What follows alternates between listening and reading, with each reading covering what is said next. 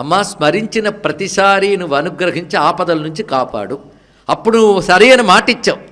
అప్పటి నుంచి ఇంద్రుడు దినేషు ప్రతిరోజు నిన్ను పూజిస్తున్నాడమ్మా, నిత్యము నిన్ను పూజిస్తున్నాడు. అలా నిత్యం నిన్ను పూజిస్తున్న ఇంద్రుణ్ణి నువ్వు ఇచ్చిన మాట ప్రకారం శుభాన్ని కలిగించి రక్షించు. కనుక అమ్మవారు ఎవరిని రక్షిస్తారంటే నిత్య పూజ చేసిన వాడికి కర్మవశాత్తు ఆపద కలిగినప్పుడు అమ్మవారిని ఆరాధిస్తే తప్పకుండా ఆశ్రయిస్తారు. అందుకని అప్పటి వరకు స్మరణ లేక ఏమీ లేకుండా కష్టం వచ్చినప్పుడు చేద్దాంలేండి అంటే కొంచెం ఆలస్యం పడుతుంది. తెలుసుకోండి, ఇక్కడ నిత్యం పూజించే వాడికే కష్టం వచ్చినప్పుడు అడిగే అర్హత ఉంటుంది, తెలుసుకోవాలి ఇది ఇక్కడ. అందుకే నిత్య పూజ చేసేవాడికే అవసరమైనప్పుడు అడిగే అర్హత ఉంటుంది. లోకంలో కూడా ఒక మనిషితో నిత్యం పరిచయం ఉన్నప్పుడే కష్టం వచ్చినప్పుడు అడగగలం. కానీ కేవలం కష్టం వచ్చినప్పుడు వెళ్ళి అడిగామనుకోండి, వీడు ఎవడో ఏమిటో తర్వాత చూద్దామని వాయిదా వేస్తాడు.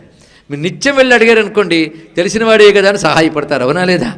కనుక నిత్య పూజ, నిత్యానుష్ఠానం, నిత్యం ధర్మబద్ధంగా జీవించే వాడికే ప్రారబ్ధవశాత్తు కష్టం వచ్చినప్పుడు అడిగే అర్హత ఉంటుంది అని ఈ శ్లోకంలో మనకు తెలుస్తున్నది. కనుక ఇంద్రాది దేవతలు నిత్యం నిన్ను ఆరాధిస్తున్నారు. కనుక వారిని రక్షించడం, వారి ద్వారా లోకాన్ని రక్షించడం కోసం తల్లి నువ్వు ఇప్పుడు అనుగ్రహించాలి. అభిహంతు చాపద, ఆపదలు తొలగించుగాక.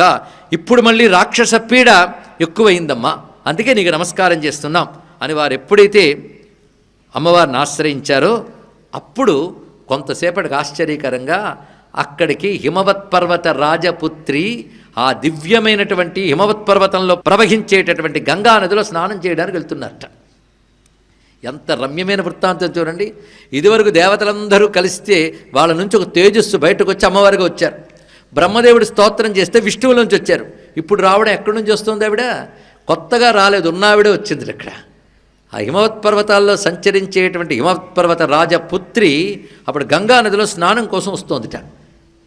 అంటే ఇప్పుడు ఎందుకు రావాలండి ఆవిడ అంటే వీళ్ళ ప్రార్థనకి సంతోషించి అక్కడికి వచ్చింది ఆ తల్లి అని అర్థం. ఇక్కడ వాళ్ళు చేసిన అనుష్ఠానానికి, ధ్యానానికి సంతోషించి అటు వచ్చినది. ఆ వస్తున్నప్పుడు ఆవిడ పక్కన మరొక ఆవిడ కూడా వస్తుందిట. ఈవిడేమో గౌరీకాంతులతో తెల్లగా ఉంది, ఆవిడ నల్లగా ఉంది. ఆ ఇద్దరు కలిసి వస్తున్నారు, వెలుగు నీడలాగా. ఈ తల్లి తిన్నగా వచ్చి చూసింది. వెంటనే దేవతలందరూ అమ్మ వచ్చిందని దండం పెడుతున్నారు. ఆవిడ ఆ ప్రక్క ఆమెతో అందుట, వీళ్ళు ఎవరిని ఉద్దేశించి స్తోత్రం చేస్తున్నారంటావు? ఎంత చమత్కారమైన సంభాషణలు చూడండి. ఎంత స్తోత్రం వీళ్ళేదో చేసినట్టున్నారు, ఎవరి కోసం చేశారంటావు అని అడిగిందిట ఆవిడ. వెంటనే పక్కన నల్లావిడ, నా కోసమే చేశారు, ఎందుకంటే వీళ్ళని రాక్షసులు బాధిస్తున్నారట, వాళ్ళని సంహరించి కాపాడమని నా కోసమే చేశారు అన్నది. అవునా, అయితే ఆ పనేదో తొందరగా పూర్తి చేసి నువ్వు వచ్చేయి అని చెప్పి ఇవిడ స్నానం చేసి వెళ్ళిపోయిందండి. ఇక్కడ ఏమిటి ఇందులో ఉన్న రమ్యమైన విషయం? ఆ ఇద్దరు ఆవిడ నిజానికి ఒక్కరే. మరి రెండు రూపాలు ఏమిటి అంటే వీళ్ళందరూ స్తోత్రం చేసింది ఎవరినో తెలిసిపోయింది కదా, పార్వతి. కనుక పార్వతీయే దుర్గా అనుకోవడానికి ఇదే మనకు ఆధారం. ఆ జగన్మాత పార్వతీదేవి ఇక్కడ కనబడుతోంది. ఆ పార్వతీదేవికి రెండు రూపాలు ఉన్నాయి, ఒకటి గౌరీ, రెండవది కాళీ. రెండు రూపాలు ఎందుకు ధరించింది అంటే అద్భుతమైన కథ చెప్తున్నారు. ప్రియాచయా మహేశస్యా సర్వలోకహితేషిణి కాళీత్యుక్త జగద్ధాత్రి నర్మత శంభునా సతీ. ఆవిడికి పెళ్లి కాక ముందు నుంచి, పుట్టిన దగ్గర నుంచి పేరు కాళీ ఏంటండి. పుట్టినప్పుడు నల్లపిల్ల ఆవిడ కాళీ, వాళ్ళ అన్నగారి పోలిక. కాళీ ఆవిడ పేరు, నల్లపిల్ల. పైగా నల్లదనంలో ఎంత అందమో ఆవిడ దగ్గర ఉంది. ఇక్కడ అంత మహాసుందరాంగి. ఆ నల్లగా ఉన్న సుందరాంగే, ఇంద్రనీలమణిల. ఆ మాటకొస్తే పరమసుందరుడైన కృష్ణుడు నల్లవాడుగాడా, జగన్మోహనాకృతి. ఇవిడ అశేష జనమోహిని. ఇంకేమున్నది ఇక్కడ, ఇవిడ నల్లపిల్లే. శివుడు అందుకే మురిసిపోయి తపస్సుకు సంతోషించి చేపట్టి నీ తపస్సుకు దాసుణ్ణైపోయానని చెప్పి మరీ పెళ్లి చేసుకున్నాడు మహానుభావుడు ఇక్కడ. అలాంటి తల్లి. కానీ పెళ్ళైన దగ్గర నుంచి దెప్పడం మొదలుపెట్టేటండి. ఏమనంటే నల్లపిల్ల నల్లపిల్ల, ప్రతిసారి కాళీ కాళీ అని పిలుస్తున్నట్టే. నా పేరు పార్వతి, నువ్వు కాళీ అని పిలుస్తావేంటంటే నాకు అలాగే పిలవాలని ఉందంటున్నాడు. ఇదంతా ఎత్తి పొడుపులా అనిపించింది ఆవిడికి. చక్కగా మా నాయన నాకు పార్వతి అని పేరు పెడితే, పైగా నాకు సుందరి అని కూడా పేరుంది, కాళీ కాళీ అని పిలుస్తున్నాడు, నల్లపిల్ల నల్లపిల్ల అని. కనుక నా నల్లదనం ఆయనకు నచ్చలేదనమాట అని ఆవిడికి కొంచెం అలిగి ఏం చేసిందంటే తపస్సు చేసిందిట. ఆ తపస్సు చేసింది ఆవిడికి బ్రహ్మ కోసం. అమ్మ మేమందరూ నీకు దండం పెడితే నువ్వు తపస్సు చేస్తున్నావు అంటే ఏదో లీల కోసం చేసాను, లేదు నాకు నల్ల శరీరం పోవాలి అంది. నువ్వు అనుకోవాలే కానీ ఎంతసేపు అమ్మా అన్నాడు. వెంటనే అమ్మ సంకల్ప మాత్రం చేత ఆవిడ శరీరంలో నల్లదనమంతా బయటకు వచ్చేసింది. ఆవిడ తెల్లగా ఉంది ఇక్కడ. అప్పుడు గౌరీ అయ్యింది. ఆ బయటకు వచ్చిన నల్లదనం ఏమైంది? అమ్మ చైతన్య రూపిణి గనక అమ్మ నుంచి వచ్చే నల్లదనం కూడా చైతన్య రూపమే. ఆ నల్లదనంతో ఆ రూపం ఒకటి బయటకు వచ్చింది, అదొక రూపం ఇదొక రూపం కనుక అమ్మ శరీర కోశం నుంచి వచ్చింది కనుక ఆ తల్లి పేరు కౌశికి అన్నారు. ఇక్కడ ఆ కౌశిక నీలకాంతులతో ప్రకాశిస్తున్నది ఆవిడ కాళి. ఇప్పుడు తెల్లగా అయిపోయిన ఆవిడ పేరు గౌరీ అన్నారు ఇక్కడ. కనుక కౌశికి గౌరీ ఈ రెండు కలిసే వస్తున్నాయి, రెండు విడివిడిగా కాదు. అంటే ఎందుకంటే ఇప్పుడు అసుర సంహారం కోసం కౌశిక బయలుదేరుతుంది. చూసారా, శివుడు చేసిన పరిహాసం లోకానికి కళ్యాణం కలిగించే కౌశికి ఆవిర్భావానికి కారణమయ్యింది. ఇది తెలుసుకోవాలి ఇక్కడ. అందుకే వాళ్ళ పరిహాసాలు వాళ్ళ లీలలు లోక కళ్యాణాలు, మనం చేసుకునే పరిహాసాలు మనకే ప్రమాదాలు. తెలుసుకోండి ఇక్కడ. కానీ భగవంతుడు లీలలు ఇలా ఉంటాయి. ఆ పరిహాసం కారణంగా ఇంత శక్తి ఏర్పడిందిట. ఇది శివసంకల్పం అంత గొప్పగా ఉంటుందండి ఇక్కడ. మొత్తానికి కాళీచ్యుక్త జగద్ధాత్రి నర్మత శంభునా సతి. నర్మత అంటే పరిహాసంగా శంభుడి చేత అలా అనిపించుకున్న తల్లి లేభే గౌరం వపుర్దివ్యం తత్వా చపరవంతప తెల్లని శరీరాన్ని పొందింది. కృష్ణవర్ణాత్ శరీరాత్ శివానామ్నా చ కౌశికి. ఆ కృష్ణవర్ణమైన శరీరం నుంచే కౌశికి అనబడే తల్లి వచ్చింది. ఆవిడకి మరొక పేరు శివా. ఆవిడ ఎలా ఉన్నది? అతీవ సుందరీ రామ కృష్ణవర్ణ వినిర్గత. అత్యంత సుందరంగా ఉంటుంది, రామ రమణీయంగా ఉంటుంది, కృష్ణ కృష్ణంగా ఉంటుంది. ఆ మాట చెప్పడంలో ఎవరు రాముడో ఎవరి కృష్ణుడో ఆవిడే జగన్మాత అని చెప్పడం ఇది గొప్ప భావం అండి ఇక్కడ. యా ఉమాసా స్వయం విష్ణు. విష్ణు వైష్ణవి రెండు శక్తులు ఒక్కటే. అందుకే మీరు ఏ పురాణ కథలు పరిశీలించండి, లోకల్లో అధర్మం పెంచి పెరిగిపోయి ధర్మం దెబ్బతిన్నప్పుడు అసుర శక్తులు విజృంభించినప్పుడు ఇద్దరే దిగొచ్చారు పాపం. వస్తే విష్ణు వచ్చాడు, లేకపోతే వాళ్ళ సోదరు వచ్చింది. ఆ పెద్ద ఆయన ఏం లేదు, చూస్తూ కూర్చున్నాడు అంతే. ఎవడో శివుడు అంటే సాక్షీభూతమైన బ్రహ్మమతడు. ఆయన యొక్క శక్తియే అంతటా వ్యాపించింది గనక విష్ణువు. స్త్రీలింగంలో వైష్ణవి తెలిస్తే చాలు, రెండూ ఉన్నాయి, శివుడు ఆయన శక్తి. శక్తికి పుంలింగం చెప్తే విష్ణువు, స్త్రీలింగం చెప్తే వైష్ణవి. కనుక శివుని భార్య విష్ణువు. ఇదొక రహస్యం గ్రహించేవాడికి తెలుస్తుంది ఇక్కడ. కానీ ఈశ్వరుడి శక్తికి ఈశ్వరునికి భేదం లేదు కనుక విష్ణువుకి శివుడికి భేదం లేదు. ఇంత రహస్యం ఉందండి శ్రీ విష్ణు రూపాయ నమశివాయ అనే దాంట్లో. కనుక కాళీ కథ ఒక విధంగా కృష్ణ కథే ఇదంతా కూడా.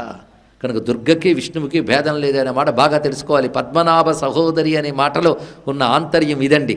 అందుకే అది స్ఫురింపజేయడానికే అతీవ సుందరి రామా కృష్ణవర్ణ వినిర్గత అని రామకృష్ణ రామాలు రెండు ధ్వనింపజేశాడు. అష్టమి నవమి అమ్మవారి యొక్క పరిపూర్ణమైన తిథులు మీ అందరికీ తెలుసు ఇక్కడ. కనుక నారాయణుని యొక్క శక్తి ఆ విధంగా ఆవిర్భవించింది. అందుకే తెల్లి సూక్తము కూడా నారాయణీ సూక్తమే. ఎన్నో రహస్యాలు ఉన్నాయండి. మొత్తానికి సోవాస చాంబికాభ్యాసే సేవమానా సుతేవతాం. అప్పటి నుంచి ఉన్న కౌశికి ఇప్పుడు ఈ విధంగా ఒక రూపం ధరించి అక్కడున్నది. పార్వతీదేవి అక్కడి నిర్గమించింది. ఇప్పుడు ఆ కృష్ణ రూపంతో ఉన్న పార్వతి హిమాచల పర్వత శిఖరంపై కూర్చుని ఉన్నది. ఇప్పుడు కథ అంతా ఇవి నడుపుతుందండి. దేవతలందరూ స్తోత్రం చేశారు, అమ్మ ఆశీర్వచనం పొంది వాళ్ళందరూ వెళ్ళిపోయారు. ఇప్పుడు ఆవిడ ఒక్కరే ఉన్నారు. ఎలా ఉన్నారంటే సింహం మీద కూర్చున్నట్ట. అప్పుడు ఆ సమయంలో శుంభనిశుంభులకి అత్యంత సన్నిహితులైనటువంటి ఇద్దరు ముఖ్యమైన వాళ్ళు అటు వచ్చారు. వాళ్ళ పేరు చండా ముండా. వాళ్ళిద్దరూ అటు వచ్చారు, చూశారు ఈ అమ్మాయి యొక్క రూపాన్ని, ఎంత అందంగా ఉన్నదో. సా అతీవ సుమనోహరా, అత్యంత మనోహరమైన రూపంతో ఉన్నది. స్త్రీల్లో ఇలాంటి స్త్రీ లేదు అన్నారు. ఎంతవరకు జ్ఞానం ఉంది వాళ్ళకి. స్త్రీల్లో అలాంటి స్త్రీ లేదండి. అటువంటి జగన్మాత మహాత్యుపురు సుందర తల్లి ఆ రూపాన్ని చూసి వాళ్ళకి ఎంత ప్రభుభక్తో చూడండి. స్త్రీరత్నమతి చార్వంగి ద్యోతయంతి దిశస్విషా సాతు తిష్టతి దైత్యేంద్ర తాం భవాన్ ద్రష్టుమర్హతి. వాళ్ళు తిన్నగా వాళ్ళ ప్రభువు దగ్గరికి వెళ్ళిపోయారు. వాళ్ళ ప్రభువులు ఇద్దరు శుంభ నిశుంభులు. వాళ్ళ దగ్గరికి చండముండులు వెళ్ళి, మేము ఇవాళ హిమాలయ పర్వతాల్లో తిరుగుతుంటే ఒక ఆవిడ కనబడింది, ఎంత అందంగా ఉందో తెలుసా. మాకేమనిపించిందంటే నీ దగ్గర ప్రపంచంలో ఉన్న గొప్ప వస్తువులన్నీ ఉన్నాయి, మరి స్త్రీలలో గొప్పదైన ఆమె కూడా నీ దగ్గరుంటే అప్పుడు నువ్వు నిజమైన రాజు అనిపించుకుంటావయ్యా అన్నట్ట. చూడండి, ఒక విధంగా వీళ్ళు రాజభక్తికి మెచ్చుకోవాలి. రాజులకి రత్నభుజులు అని పేరు. రత్నభుజులు అంటే సృష్టిలో ఎక్కడ ఏ గొప్ప వస్తువు అన్నది వాళ్ళ దగ్గర ఉండాలి, ఇంకోటి దగ్గర ఉండకూడదు. అలాగే పూర్వకాలంలో ఎవరి ఇంట్లోనైనా అరుదైన ఒక రత్నం దొరికితే రాజు దగ్గరికి వెళ్లాల్సిందే, లేదా రాజుకు తెలిస్తే సైన్యాన్ని పంపి జనం లాక్కుంటాడు. అందు గొప్ప వస్తువులన్నీ వాళ్ళ దగ్గర ఉండాలి. అయితే ఒక ఫలానా ఊరికి రాజు అయితే ఊళ్ళోవన్నీ లాక్కుంటాడు. వీడు ముల్లోకాలకి రాజు గనక అన్ని లోకాల్లో సంపదలని లాగిపెట్టుకున్నట్ట. ఇక్కడ ఎవరెవరి నుంచి ఏ ఏ లోకం నుంచి ఏ సంపదలు లాగిపెట్టుకున్నాడో కూడా ఈ స్తోత్రాల్లో కనబడుతూ ఉంటాయి. ఈ శ్లోకాల్లో అన్ని లోకాల నుంచి అన్నీ తీసుకున్నాడు అతను, ఒక్కొక్క చోట ఒక్కొక్కటి. పైగా ఆ లోకానికి వెళ్ళి ఆ గొప్ప వస్తువు లాక్కోవడానికి వెళ్తే ఆ లోకపు రాజు దండం పెట్టించేవాడు ఆయనకి. అంత భయం అండి. అలా భయకంపితం చేసి అన్ని లోకాల్లో ఉన్న శ్రేష్ఠ వస్తువులు, మణులు, ఏనుగులు, గుర్రాలు, అత్యద్భుతమైన వృక్షాలు, గజాలు అన్ని రకాలు తెచ్చిపెట్టుకున్నాడు తన యొక్క. మరి ఇన్ని తెచ్చుకున్నావే నువ్వు, ఈ స్త్రీని కానీ తెచ్చుకోకపోతే ఇవన్నీ ఉన్నా వ్యర్థమే. ఒక విధంగా వీళ్ళు చెప్పిన మాట గొప్పదండి. లోకంలో ఎన్ని సంపదలున్నా అమ్మ అనే సంపద లేకపోతే అది వ్యర్థమే అనేది వీళ్ళు లోపల తగిన ఆంతర్యం. కానీ రాక్షసులు కదా భాష ఇలా ఏడిచింది, అది వచ్చింది బాధ. ఒక విధంగా మనం గమనించవలసింది ఏంటంటే ఇన్ని సంపదల కంటే అమ్మ అనే సంపద గొప్పది అని తెలుసుకోవాలి. ఇది భక్తితో గమనిస్తే. కానీ కామంతో అహంకారంతో వాళ్ళు గ్రహించారు, అది తేడా ఇద్దరికి కూడా.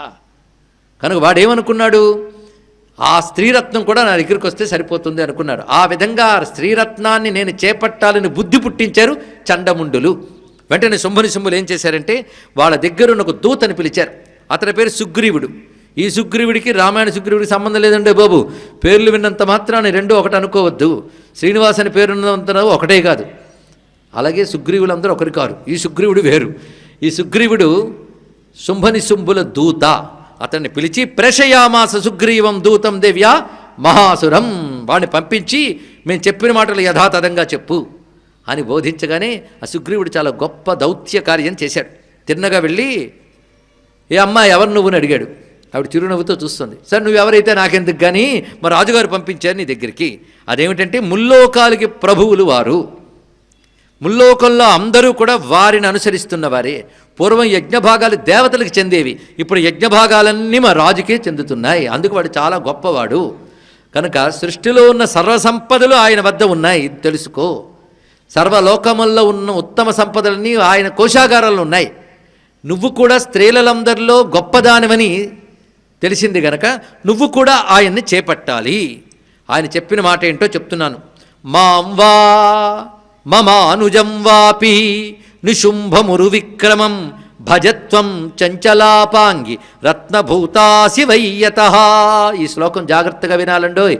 ఇక్కడి నుంచి అన్ని అద్భుతమైన ఆంతర్యాలే అని చెప్పాం కదా. మాం వా మమ అనుజం వా, నన్ను గాని నా తమ్ముణ్ణి గాని మా ఇద్దరిలో ఎవరినో ఒకరిని నువ్వు చేపడితే నీకు బోలెడన్న ఐశ్వర్యాలు వస్తాయి, నీకు కావలసిన భోగాలు వస్తాయి. ఇది వాళ్ళు చెప్పారు.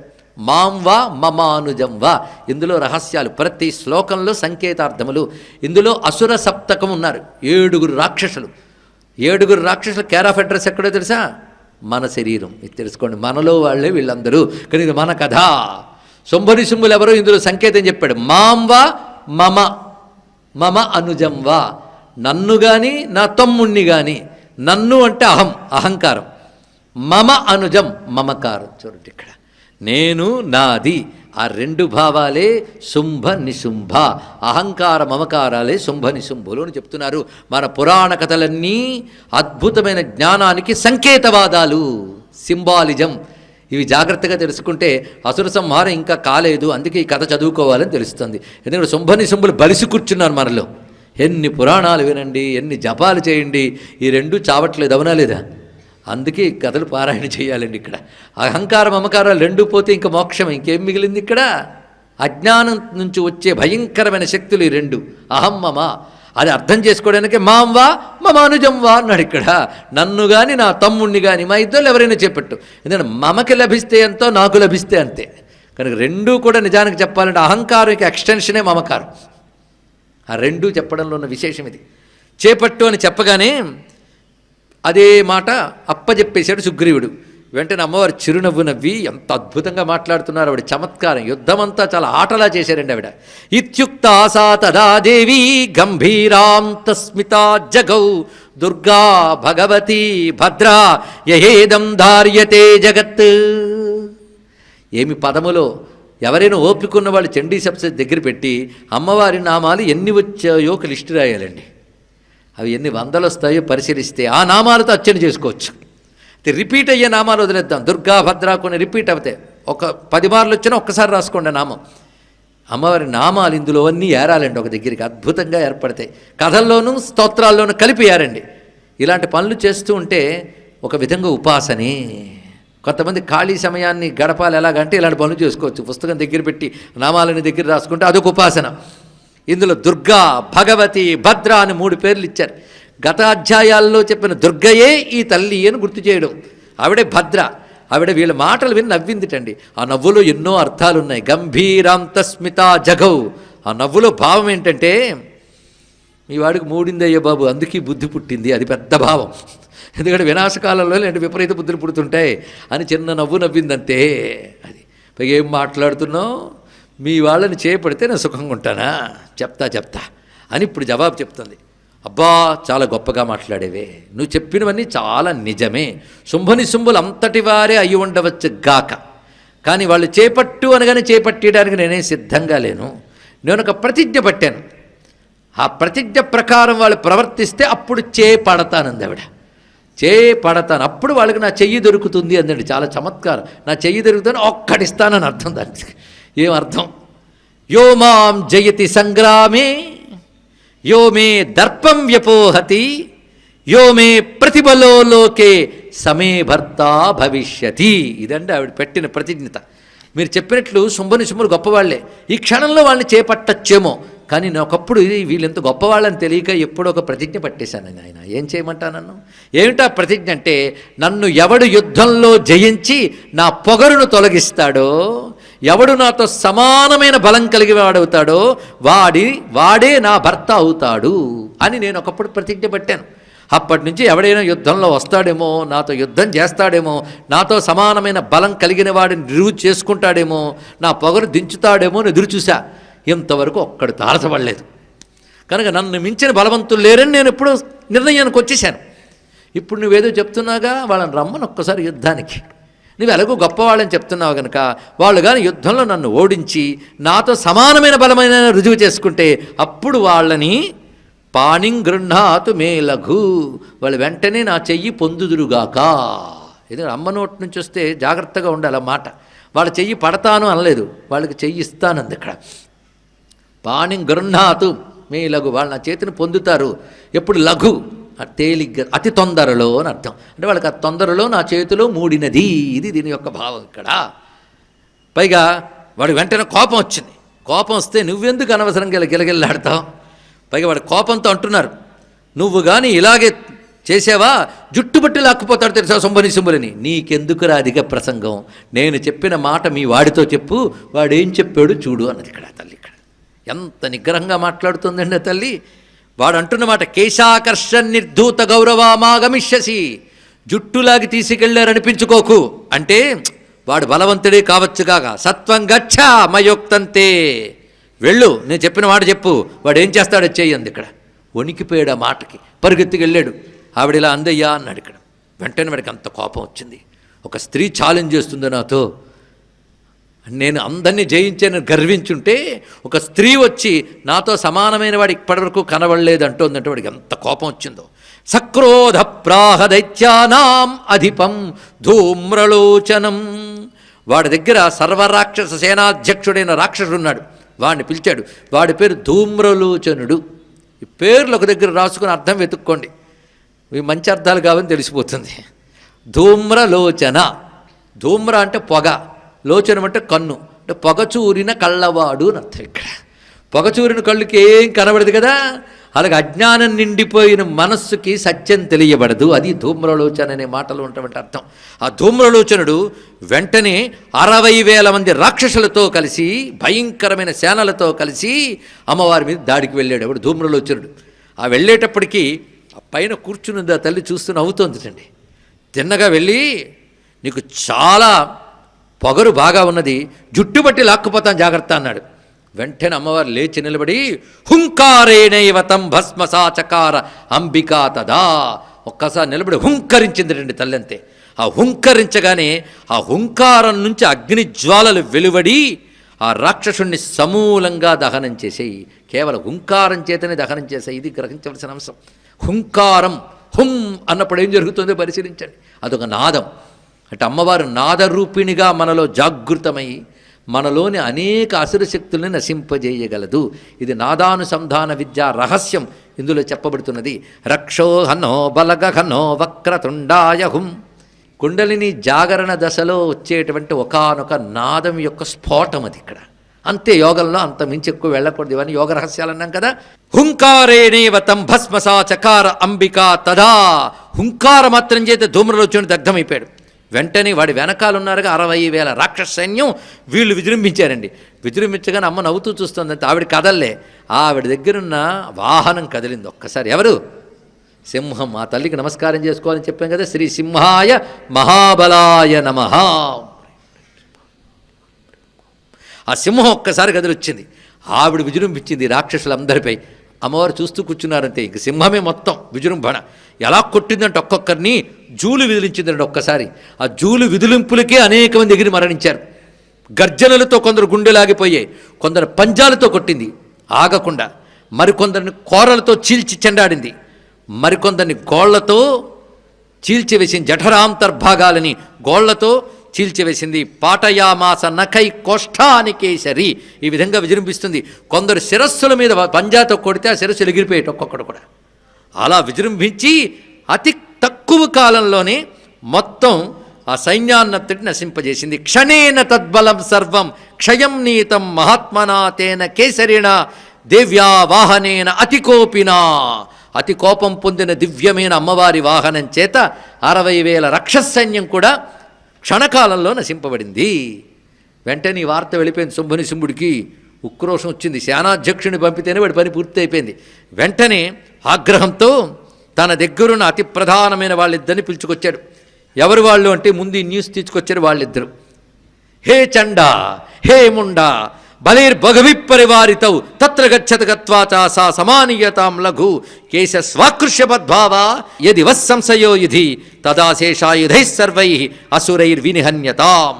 జుట్టుబట్టి తీసుకురండి, బంధించి తీసుకురండి, లేదా సమస్తమైన రాక్షస ఆయుధాలు తమని సంహరించండి. అంతేగాని ఒట్టిన రాకూడదు. వెళ్ళండి అని చండముండుల్ని పంపించారు. చండముండులు సామాన్యులు కారండి.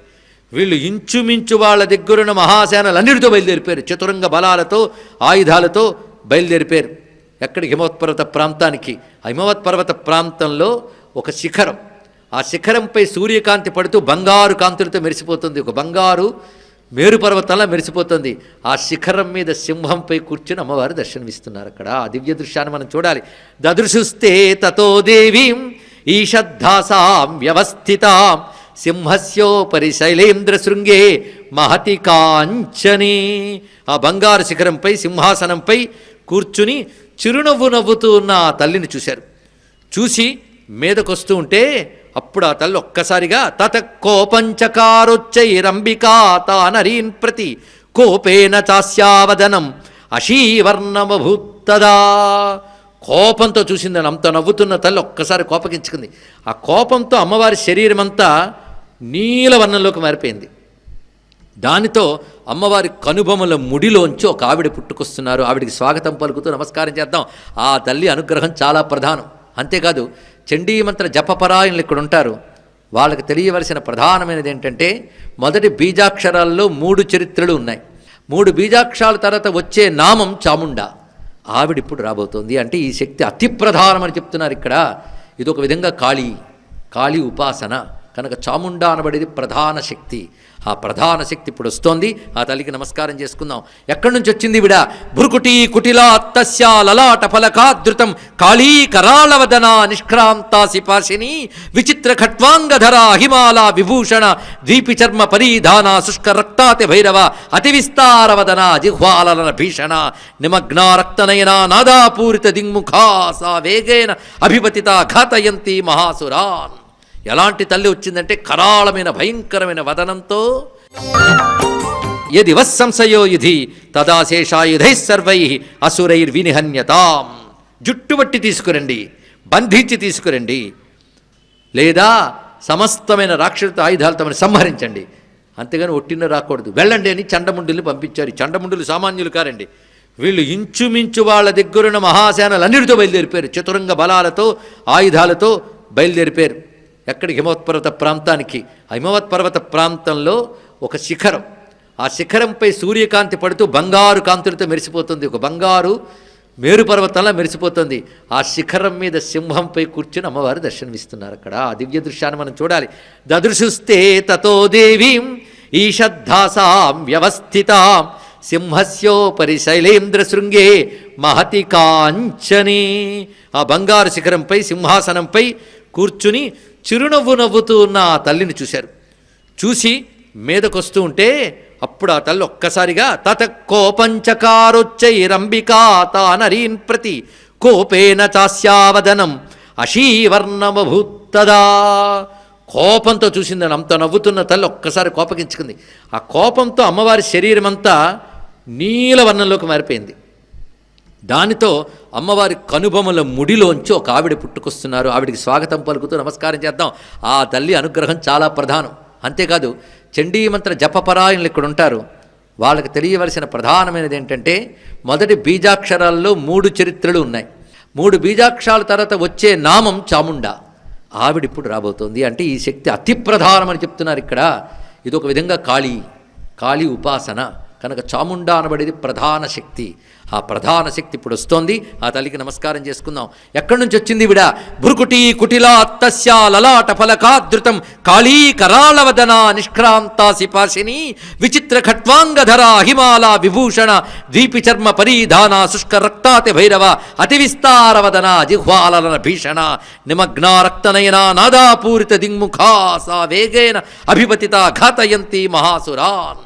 ఎలాంటి తల్లి వచ్చిందంటే కరాళమైన భయంకరమైన వదనంతో ఖడ్గము అదేవిధంగా పాశము మొదలైన ఆయుధాలు ఖట్వాంగము ధరించి ద్వీపి చర్మ భరీదాన ఏనుగు చర్మాన్ని ధరించి సర్పములు అలంకరించుకుని భయంకరమైన విస్తారమైన వదనంతో వ్రేలాడుతున్న ఎర్రని నాలికతో ఎర్రని కళ్ళతో గర్జనలు చేస్తూ ఆ గర్జనలతో ఆకాశం ప్రతిధ్వనించేలాగా మహావేగంగా వచ్చింది ఆ తల్లి. ఇక్కడ అమ్మవారి యొక్క కనుబొమల ముడిలోంచి వచ్చినటువంటి ఆ తల్లి పేరు కాళీ. ఈ తల్లి పేరే కాళీ. ప్రధానంగా తెలుసుకోవాల్సినది ఈ తల్లికి తర్వాత మరొక పేరు రాబోతుంది. ఈవిడ ఎక్కడి నుంచి వచ్చిందో పరిశీలించి ఈవిడ చేసే పనిని చూద్దాం. ఆవిడ వస్తూనే ఒక్క క్షణం ఆలస్యం చేయలేదండి. వెంటనే డ్యూటీలో దిగిపోయిందనమాట. వస్తూనే అసురుల మీదకి ఒక్కసారి లంఘించి వెళ్ళింది. వెళ్ళి అక్కడ కనబడుతున్న రాక్షస సేనల్ని ఎలాగ ఆవిడ మట్టు పెడుతోందంటే ఆవిడ మీదకి వస్తున్న సైన్యాలు కొన్ని గుర్రాల దళాలు వస్తున్నాయి రౌతులతో సహా. ఇలా చేత్తో పట్టుకుని నోట్లో వేసుకుంటారు వాళ్ళందరినీ. ఇంకోవేపు రథాలు వస్తున్నాయి సారథులతో గుర్రాలతో సహా రథాలని మరొక చేత్తో పట్టుకుని నోట్లో వేసుకుంటోందండి ఇక్కడ. ఇంకా ఆ తర్వాత వచ్చే గజబలం కానీ పదాతి బలం కానీ ఎవరైనా సరే వాళ్ళందరినీ పట్టుకుని నోట్లో వేసుకుంటుంది. కొంతమంది రాక్షసుల మీదకు వస్తే జుట్టు పట్టుకుని ఒక్కసారి తిప్పి నోట్లో లాగుతుంది. ఇక్కడ ప్రతి వాళ్ళని అమ్మ చేస్తున్న పని ఏమిటయ్యా అంటే తైర్ముక్తాని చ శస్త్రాన్ని మహాస్త్రాన్ని తథాసురై ముఖేన జగ్రాహ రుష దశనైర్మథితాన్యపి. కొంతమంది ఇవిడిపై బాణాలు వేస్తున్నట్ట మీదకొచ్చి మింగేస్తుందని భయంతో ఆ బాణాలు నోరు తెరిచి మింగేస్తుంది.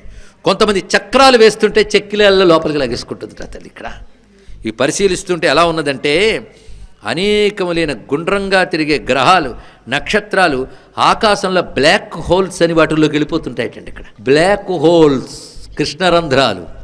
ఆ బ్లాక్ హోల్ శక్తే మహాకాళి. ఇది తెలుసుకోండి. ఇక్కడ అనంత విశ్వంలో వందలాది సూర్యమండలాలను కూడా మింగగలిగే శక్తి ఒక బ్లాక్ హోల్కు ఉంటుందని ఇప్పుడు సైన్స్ చెప్తుంది. అలాంటి ఒక మహాదృశ్యాన్ని ఋషి ఆనాడు వర్ణించాడు. ఒక్కడు తెలుసుకోవాలి, ఈ దేవాసుర సంగ్రామం జరుగుతున్నది ఎర్త్లీ ప్లేన్లో కాదు, భూమికి సంబంధించింది కాదు, అనంత అంతరిక్షంలో జరిగేటువంటి ఒక విశ్వ సంబంధమైన ఒక రహస్య యుద్ధం ఇదంతా కూడా. కనుక గ్రహాలకి అంతరిక్షంలో జరిగే పరిణామాలు ఇవన్నీ కథలో చెప్పబడుతుంటాయి. కనుక మహాకాళి అంటే ఆ కృష్ణరంధ్రముల యందు ఉండేటువంటి మహాకర్షణ శక్తి. అందుకే కర్షణత్వాత్ కృష్ణ, మహాకర్షణ శక్తి అది. ఇక్కడ అదే ఆ తల్లి. ఇది మనం ఆలోచిస్తే కాలమే ఒక కర్షణ శక్తి. అందుకే ఆవిడ పేరు కాళీ. ఈవిడ అన్నిటినీ మింగేస్తూ వెళ్ళిపోతుంది. ఇది ఆలోచించమంటున్నాడండి. అమ్మవారి కనుబొమల ముడిలోంచి పుట్టింది. కనుబొమల ముడి అంటే ఆజ్ఞాచక్ర స్థానం. అమ్మవారి యొక్క ఆజ్ఞాచక్రం అంటే విశ్వరూపిణైన అమ్మవారి యొక్క ఆజ్ఞ అంటే సమిష్టి ఆజ్ఞాచక్రం, విశ్వానికి అంతటికీ మూలమైన ఆజ్ఞాచక్రం. ఒక వ్యక్తిలో ఉన్న ఆజ్ఞాచక్రం వేరు, వ్యక్తికి పరిమితం. సమస్త విశ్వం యొక్క ఆజ్ఞాచక్రం అండి అక్కడి నుంచి వచ్చింది. ఆజ్ఞ అంటే ఆర్డర్, అంతే కదా, శాసనం. అమ్మవారి యొక్క ఆజ్ఞాచక్రం అంటే విశ్వాన్ని శాసించే అమ్మవారి యొక్క శాసన శక్తి నుంచి వచ్చింది ఆ తల్లి. కనుక సర్వాన్ని శాసించగలిగే శక్తి ఆజ్ఞాచక్రేశ్వర జగన్మాత. అంతేకాదు ఆవిడ పేరు కాళీ. కాళీ అంటే కాలమే కాళీ, ఇది తెలుసుకోవాలన్నాడు ఇక్కడ. అన్నిటికంటే పెద్ద శక్తి కాలమే, అవునా లేదా? ఏమంటే మీకు డబ్బు ఉంది, అన్నీ ఉన్నాయి, ఎందుకండి పాప మొహం అలా ఏడుపు కొట్ట మొహం అంటే ఏం చేస్తామంటే అన్నీ బాగుంది కానీ టైం బాగోలేదండి అంటాడు ఇక్కడ. కనుక అన్నిటికంటే భయంకరం కాలం. కాలం అనుకూలిస్తేనే అన్నీ అండి, ప్రతికూల మీద ఒక్కటే లేదు. అంతేకాదు చూస్తూ చూస్తూ ఉంటేనే కాలం మార్చేస్తూ ఉంటుంది. నేను యవ్వనంలో ఉన్నాను, బలవంతుడున్నాను అనుకుంటూ అనుకుంటూ ఉంటూనే జుట్టు పట్టిపోతుంది, ఒళ్ళు వాలిపోతుంది, అవునా లేదా చెప్పండి? ఇక్కడ కాలం మింగేస్తుంది. అది గ్రహిస్తే అహంకారాలు చచ్చి ఊరుకుంటాయి, అవునా లేదా అండి? కాలతత్వాన్ని పరిశీలించండి, అహంకారాలు అణగిపోతాయి. కారే రాజులు రాజ్యములు కలగవే, గర్వోన్నతిని చెందరే వారేరి సిరి మూట కట్టుకొలి పోవన్ జాలరే, భూమిపై పేరేనంగలది. ఎంతమంది పెద్దలయ్యా మిడిసిపడిపోయారు, ఎక్కడికి పోయారు వాళ్ళందరూ? ఏమిటి మిడిసిపాటు? వెనకటి బ్రహ్మలు వేవేల సంఖ్యలు బ్రహ్మాండములేలిరట, పెనగొని వారల పేరులు మరచిరి మనుజ కీటముల మరెవ్వరెరుగు అన్నాడు అన్నమాచార్య. రెక్కల పురుగుల్లాగా అలా అలా మిడిసిపడి ఇలా ఇలా రాలిపోవడమే జీవితం. తెలుసుకో, కాలం మింగేస్తుంది అన్నిటినీ. కాలో జగద్భక్షక, మింగేస్తుందయ్యా కాలం. ఒక్కసారి అమ్మవారి రూపం తలుచుకోండి, అలా నోరు తెరిచి ఎప్పుడు నోరు తెరిచి ఉంటుంది, ఓపెన్ మౌత్. అందుకే నాలుగు ఎప్పుడు వేలాడుతూ ఉంటుందంటే నోరు ఓపెన్ చేసుకుంది, చెప్పరిస్తా మింగేస్తా, ఎప్పుడు ఓపెనే, క్లోజ్ లేదు. అంటే కాలం నిరంతరం భక్షించడమే దాని పని. కాలో జగద్భక్షక, అవునా లేదే చెప్పండి? నిన్న ఏమైపోయింది? కాలం మింగేసింది. ఇవాళ ఏమైపోయింది? కాలం మింగేసింది. నా యవ్వనం అయిపోయింది, కాలం మింగేసింది. నా పదవి ఏమైపోయింది? కాలం మింగేసింది. అది నేనేమైపోతా? కాలం మింగేస్తుంది. నీకే కాదు, ఇంద్రాది దేవతలకు కూడా మింగేస్తుంది. ఇది కాలం యొక్క లక్షణం. అందుకే ఎప్పుడు నోరు తెరుచుకుండడం అంటే లోకాన్ని మింగేసే కాలం. కానీ కాళీ అంటే ఆ రూపాన్ని ఒక్కసారి తలంచుకోవాలి. ఆ నోరు తెరిచి నాలుక బయటకు చాచుందిట అని మింగేస్తుంటా జాగ్రత్త అని. పైగా అమ్మవారి మెడలో పుర్రెల దండ ఉంటుంది తెలుసా? ఏమిటా పుర్రెల దండ అంటే, ఇప్పటికి అందరు బ్రహ్మలైపోయారో లెక్కలేదు, నీకు కావాలంటే దండిస్తా లెక్కెట్టుకో ఉంటుంది. ఆ దండకి కొలికి పూసు ఉండదు, అంటే ఇన్ఫినేట్. ఎందరు బ్రహ్మలైపోయారో ఆ బ్రహ్మలందరూ ఒక్కొక్కరిని ఒక దండగా చేసుకెళ్ళిపోయింది. అంటే కాలానికి అంతు లేదు, అది చెప్పుకో. ఒక ఉదయం ఒక అస్తమయం బట్టి మాట్లాడుతున్నావు, ఉదయాస్తమయాలు లేని మహా అంతరిక్షంలో కాలం ఏమిటి? నీకు అంతు పట్టదు. సాపేక్ష కాలం మనకు తెలుసు, నిజమైన కాలం మనకు అర్థం కాదు. అది కాలస్వరూపం. అందుకే నీ తలకాయల పొగర్లన్నీ కూడా కాలంతో పోతాయి. ఎన్ని తలకాయలు, నేను ఇది సాధించా, నేను ఇది చేశా అన్న తలకాయలన్నీ పుర్రెలైపోయి అమ్మ మెడలో దండలైపోయి. చూడండి ఇక్కడ ఆలోచనలన్నీ అమ్మ మెడలో హారాలయ్యాయి. కాదండి నేను ఇది చేశా అది చేశా అని చెయ్యి పెద్దగా ఎత్తుతూ మాట్లాడేవిగా ఆ చేతులన్నీ గౌన్లా కట్టేసుకుంటారు అమ్మవారు తెలుసా? తెగిన చేతులు అమ్మవారు గౌనులా కట్టుకుని నిలబడుతున్నారండి. ఇక్కడ పుర్రెలు దండగా ఉన్నాయి, చేతులు వస్త్రంగా ఉన్నాయి. ఏమిటయ్యా అంటే అహంకారాలు రెండు, ఆలోచన ఆచరణ. ఆలోచన రూపమైన అహంకారాలన్నీ ఆ కాళీ లాగేసింది, ఆచరణ రూపమైన అహంకారాలని తానే చుట్టేసుకుంది. తెలుసుకో, నీ ఆలోచనలు ఆచరణలు ఆ కాలంలో వెళ్ళిపోవలసినదే. అందుకే ఒకసారి అమ్మను అలా ఆలోచిస్తూ ఉంటే ఆ కాళీ భావన కదిలి శివపదమైపోయింది. ఒక మహానిశ్శబ్ద సీమలో సకలమ్ము శమనమౌ పెనురేయులో కాలుని కాలి గజ్జల గలంగలలయల్లో లయమైన ప్రళయవేళ నలుపు మలవోలె ఒక నెలత నిలిచినదదిగో చలువ మమతల కొండ కొలుచువారల అండ మహాకాళేశ్వరుని ప్రళయ లీలాలోల మహిత భయ దున్మత్త భావ దివ్యజ్వాల అయ్య తనువునకు అనువైన రూపము దాల్చే పంచకృత్యేశ్వరుని ప్రపంచీకర హేళ మేధలన్నీ కంఠమాలికలుగా మారి చేతలన్నీ తల్లి చేలమ్ములుగా చేరి ఆవరణలేని కాలమే రూపమై ఆనందనాథ హృదయాధివాసిని కాళీ అని కాళీ శివపదంలో ప్రత్యక్షమవుతుందండి ఇక్కడ. అది కాళీ రూపం. ఆ తల్లి వస్త్రాలు ఉండబట. వస్త్రాలంటే కాలాన్ని ఎవడు కప్పగలడు, అది వస్త్రం లేకపోవడం అంటే అర్థం. కాలానికి హద్దు లేదు, హద్దుంటేనే వస్త్రం. హద్దు లేని అనంత శక్తికి వస్త్రం ఎక్కడ కడతావయ్యా? అనంతాకాశానికి బట్ట కట్టి చూద్దాం. ఆకాశం కూడా ఏ కాలంలో ఉందో ఆ కాలం నీకు అందుతుందా? అందుకే అందని అనంత శక్తే కాలం. ఆ కాలమే కాళీ. ఆ కాల రూపంతో అమ్మవారు లోకాన్ని శాసిస్తున్నారు, అవునా లేదా? ఎవడు అయినా సరే కాలానికి లొంగిపోవలసినదే, అవునా కదా? కనుక ప్రపంచాన్ని శాసించే శక్తి పేరే కాలం. కాలరూపంతో అమ్మవారు శాసిస్తున్నారు. ఎవడికి ఎప్పుడు ఎక్కడ ఏది ఎలా ఇవ్వాలో నిర్ణయించే అమ్మ శాసన శక్తి పేరు కాలం. ఇది ఆలోచిస్తే చాలు. ఇక్కడ అంతే కదా. విత్తనం వేసి కూర్చుని భజన చేసిన చెట్టు వెంటనే రాదు, అది రావాల్సిన కాలానికి అది వస్తుంది. ఇక్కడ ఆ ప్రకృతి రూపంలో కాలం నిర్దేశిస్తుంది కనుక, శాసించేదే కాలం గనక, శాసనశక్తి ఆజ్ఞాచక్రం గనక అక్కడి నుంచి పుట్టింది కాళీ. ఇది ఆంతర్యం. ఇంత విశేషం, కథలో దాగిన ఆంతర్యాలు తెలుసుకోవాలండి ఇక్కడ. అలా పుట్టిన కాళీ ఏం చేసింది? అన్ని మింగుతూ వెళ్ళిపోయింది. దీని అర్థం ఏంటి? నువ్వు ఎంత మిడిసిపడుతున్నా మింగేస్తాను రా అని చెప్పడమే అందులో సంకేతం. కానీ అన్నిటి మింగుతూ వెళ్ళిపోయింది. ఎలా మింగిందంటే పంటికి తగలకుండా వెళ్ళిందిట. కొన్ని మాత్రం గట్టిగా కొరకాలను కొరికింది, కొన్ని అలా వెళ్ళిపోయాయి లోపలికి. అంటే ఆ జగద్భక్షక లక్షణాన్ని చూపిస్తుంది. బఠానీ గింజలు వేసుకున్నట్టు వెళ్ళిపోయిందండి ఒక్కొక్కటి కూడా ఆ తల్లి. అలా విజృంభిస్తోంది. గ్రహమండలాలన్నీ, జ్యోతిర్మండలాలన్నీ బఠానీ గింజల్లా మింగేసి అనంతకాల రూపిణికి నమస్కారం. ఆ విధంగా విజృంభిస్తూ వెళుతూ ఎప్పుడైతే చండముండలు తెచ్చుకున్న సైన్యమంతా నాశనం చేసిందో ఆ చండుడికి మహాకోపం వచ్చి కత్తి పట్టుకుని అమ్మ మీదకి వెళ్తున్నాడు. వెంటనే చూసింది, వాడు జుట్టు పట్టుకుని కత్తితో నరికింది ఒక్కసారి.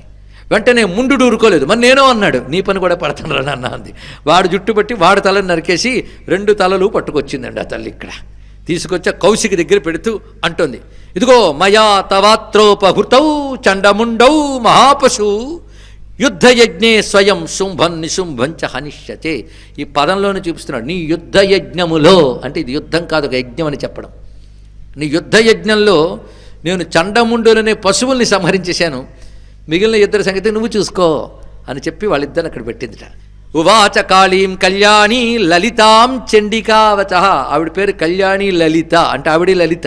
ఆ లలితాదేవి సంతోషించో మాట అన్నది, యస్మాత్ చండంచ ముండంచ గృహీత్వా త్వాముపాగత చాముండేతే తథాలోకే ఖ్యాతాదేవి భవిష్యసి. నువ్వు చండముండుల్ని సంహరించే గనుక నీపై ఇకపై నుంచి చాముండా అని పేరిచ్చింది. ఈ తల్లి పేరే చాముండా. అంటే కాళీ ఎవరు? చాముండ ఆవిడే. ఈవిడొక శక్తి సిద్ధంగా ఉంది అమ్మ దగ్గర. ఇంతవరకు కౌశికి కాక వచ్చిన శక్తి ఒక్కటే యుద్ధంలో. ఇప్పుడు చాముండా నామానికి అర్థం చెప్పుకునే ప్రయత్నం చేద్దాం. ఇకపై ఆ నామం ఉన్నప్పుడు తెలియాలి. చాముండా అంటే ఉగ్రరూపం అని కాదర్థం. చండముండ సంహారం చేసింది కనుక చాముండా అనేది భౌతికార్థం, తాత్వికార్థం చెప్తుంది శాస్త్రం. చము వియదాది సమూహ రూపాం సేనాం డాతి లాతి లడయోరైక్యాత్ ఆదత్తే స్వాత్మసాక్షాత్కారేణ నాశయతి.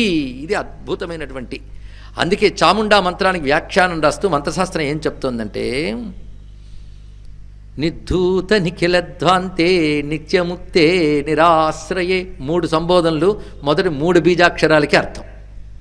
రెండవది అఖండ బ్రహ్మ విద్యాయై అన్నారు ఇక్కడ. చాముండా అంటే నిజమైన అర్థం అఖండ బ్రహ్మ విద్య. ఇది అసలు అర్థం అండి. కొంతమందికి అసలు అర్థాలే ఎక్కవు, వచ్చే జన్మకైనా ఎక్కాలని దండం పెట్టుకోండి. ఇది అసలు అర్థం దొరికే వరకు చండీ సప్తశతి ప్రయోజనం సిద్ధించినట్లు కాదు.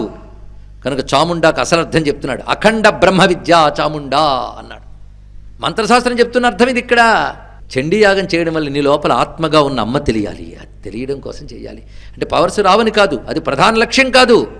అసలు లక్ష్యం నీ లోపల ఉన్న అమ్మ తెలియాలి. ఆవిడ నీలో ఆత్మరూపంగా ఉంది. నీలో ఆత్మగా ఉన్న తల్లే విశ్వమంతా ఆత్మగా ఉన్నది. ఆత్మ తప్ప మరొక పదార్థం లేదు ప్రపంచంలో.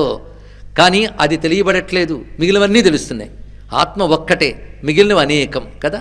అనేకం. అనేకం అంటే ఎన్ని అంటే వేదాంత శాస్త్రం చెప్తోంది, మొత్తం పంచభూతాలు, భూమి, నీరు, అగ్ని, వాయువు, ఆకాశం, పంచతన్మాత్రలు, పంచ జ్ఞానేంద్రియాలు, పంచ కర్మేంద్రియాలు, పంచ ప్రాణాలు, వీటికి మూలమైన అవ్యక్తము, మహత్తు, అహంకారము, ఇవన్నీ ప్రకృతిలో ఉండేవే.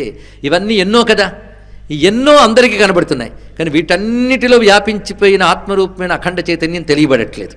కానీ అది తెలిస్తే, ఆ అఖండమైన బ్రహ్మ విద్య తెలిస్తే ఇంకా ఈ ఎన్నో అనేవి ఇంకా కనబడవు. ఎన్నో అన్నీ ఒకటిగా అయిపోతాయి.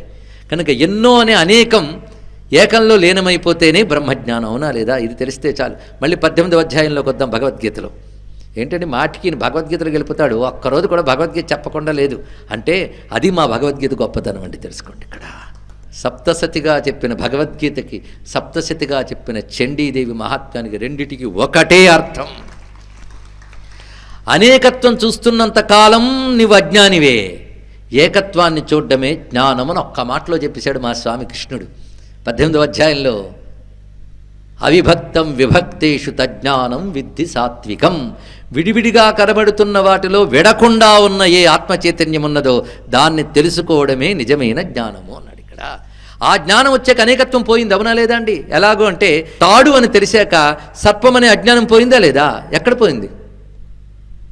అందులో లీనమైపోయింది. సర్పం అనేటటువంటి అజ్ఞానం తాడు అనే సత్యంలో లీనమైపోయింది. అలాగే అనేకము అనేటువంటి అజ్ఞానం ఏకమనే సత్యంలో లీనమైపోవాలి. కనుక చము అంటే సైన్యము, సమూహము అని అర్థం. కనుక చము అంటే అనేకత్వం. ఈ అనేకత్వం ఏంటంటే వియదాది సమూహ రూపం. ఆకాశాది అనేకత్వము ఏ జ్ఞానం తెలియడం వల్ల అది పోతున్నదో, అనేకత్వం పోతూ ఉన్నదో, డాతి లాతి అంటే పోవుట, లయమగుట అని అర్థం. సమూం డాతి అంటే అనేకత్వమును లయింపజేసుకునేటటువంటి ఆత్మజ్ఞానమే చాముండా అన్నారు. ఇక్కడ ఇది మొత్తం తెలుసుకోవాల్సింది. అనేకత్వం అనే అజ్ఞానం పోయి ఏకత్వం అనే జ్ఞానం కలగాలి. ఆ ఏకజ్ఞానం, అఖండ జ్ఞానమే చాముండా. ఇంత అంతరార్థం. ఆత్మజ్ఞానం కలిగితే అనేకమైన ప్రపంచ జ్ఞానం లయించిపోతుంది, బ్రహ్మజ్ఞానమే మిగులుతుంది. ఇదే ప్రపంచోపశమం శాంతం చతుర్థం అద్వైతం శివం మన్యంతే అని మాండుక్యోపనిషత్తులో మంత్రసారం ఇది. కనుక చాముండా అనేది కేవలం మంత్ర విద్య కాదయ్యా, ఆత్మవిద్య అని గ్రహించాలి. ఇక్కడ అనేకత్వం ఎప్పుడు పోతుంది? స్వాత్మ సాక్షాత్కారేనా అనేకత్వం ఆదత్తే నాశయతి అన్నాడు. ఇక్కడ ఆత్మసాక్షాత్కారమైతే అంటే నిజమైన ఆత్మతత్వం తెలిస్తే అనేకమైన ప్రకృతి యొక్క భ్రాంతి తొలగిపోతున్నది. కనుక అద్వైత స్వరూపమే చాముండా. అటువంటి అఖండ బ్రహ్మ విద్యని అనుసంధద్మహే విచ్చే, దాన్ని నేను అనుసంధానం చేస్తున్నాను. ఇది మొత్తం మహామంత్ర వ్యాఖ్యానం ఇవాళ చేయడం జరిగింది. శ్రద్ధాళువులు ఈ జ్ఞానంతో జపం చేసుకోవాలి గురించి. కనుక చాముండా చండీ మంత్ర జపం యొక్క పరమార్థం ఆత్మరూపమే నమ్మని సాక్షాత్కరింపజేసుకోవడమే. ఇది పరమార్థం. ఎప్పుడైతే వాళ్ళందరూ రావడం మొదలుపెట్టారో మొత్తం వాళ్ళిద్దరితో పాటు వాళ్ళ దగ్గర అనేక రకాల సైన్యాధిపతులు వస్తున్నారు. వాళ్ళ పేర్లు ఇక్కడ రాశాడు, వాళ్ళ నెంబర్స్ రాశాడు. భయం వేస్తుందండి. 86 రాక్షస సేనాపతులు, 80 మంది సేనానాయకులు, 50 రాక్షస సమూహాలు, 100 రాక్షస సంఘములు, ఇలా ఎన్ని లెక్కలో. ఇవన్నీ కలిపితే లక్షలు కోట్ల సంఖ్యలో అసుర సేనలు శుంభుని శుంభుల్ని ప్రధానంగా తీసుకుని సేనాధ్యక్షులతో సహా వస్తున్నాయి. అప్పుడు అంతమంది రాక్షస సేనలు వస్తుంటే సింహానికి హుషారు వచ్చిందండి. వచ్చి ఒక్కసారి తతసింహో మహానాదం అతీవ కృతవాన్ నృపా. అయితే ఆ సింహానికి ఉత్సాహం పుట్టేలా అమ్మవారు ఏం చేశారంటే వాళ్ళని చూసిన వెంటనే వింటి నారిని ఒక్కసారి మీటారు ఆవిడ. ఆ వింటి నారి మీటిన సవ్వడి మొత్తం ఆకాశం అంతా ప్రతిధ్వనించింది. ఆ సవ్వడితో పాటు అమ్మ గంట నాదం చేసింది. దీనితో సింహనాదం కలిసింది. మొత్తానికి ఆకాశమంతా అమ్మ వింటినారి సవ్వడలతో, ఘంటానాదములతో, సింహ గర్జనలతో మొత్తం నిండిపోయింది. ధనుర్జ్యా సింహ ఘంటానాం నాదాపూరిత దిగ్ముఖ నినాదైర్భీషణై కాళీ జిగ్గే విస్తారితారనా. అంత జరగగానే కాళీదేవి కుషారొచ్చి మరింత నాలుగు బయటకు చాచిందండి. ఇంకెన్నో దొరుకుతున్నాయి బఠానీలని. ఆవిడ ఉత్సాహం ఆవిడది. ఇలా ఉంటూ ఉంటే అప్పుడు ఒక అద్భుతమైన వింత జరిగింది. పైనుంచి ఆకాశంలో యుద్ధాన్ని చూస్తున్నారు బ్రహ్మ, విష్ణు, రుద్ర, కుమార, ఇంద్రాది దేవతలు. చూస్తూ ఉంటే ఇక్కడ అమ్మవారు ఒక్కరు ఉన్నారు. ఇప్పుడు ఇంకొక ఆవిడ వచ్చారు, ఇద్దరే. ఎదురుగా కోట్లాది రాక్షస సైన్యం. పైనుంచి దేవతలు చూస్తున్నట్ట. ఆ దేవతల్లో ప్రధానంగా ఒక్కొక్కరు నుంచి ఒక్కొక్క శక్తి బయటకు వస్తుందండి. ఇది చూడవలసిన అద్భుత దృశ్యం. బ్రహ్మదేవుని నుంచి ఒక శక్తి వచ్చింది. ఏ ఏ దేవత నుంచి ఏ శక్తి వచ్చిందో ఆ శక్తి ఆ దేవతా రూపముతో స్త్రీ రూపంలో ఉంది. ఇప్పుడు బ్రహ్మదేవు నుంచి వచ్చిన శక్తి ఎలా ఉందో చూద్దాం. హంసయుక్త విమానాగ్రే సాక్షసూత్ర కమండలు ఆయాత బ్రహ్మణ శక్తి బ్రహ్మాణి సాభిధీయతే.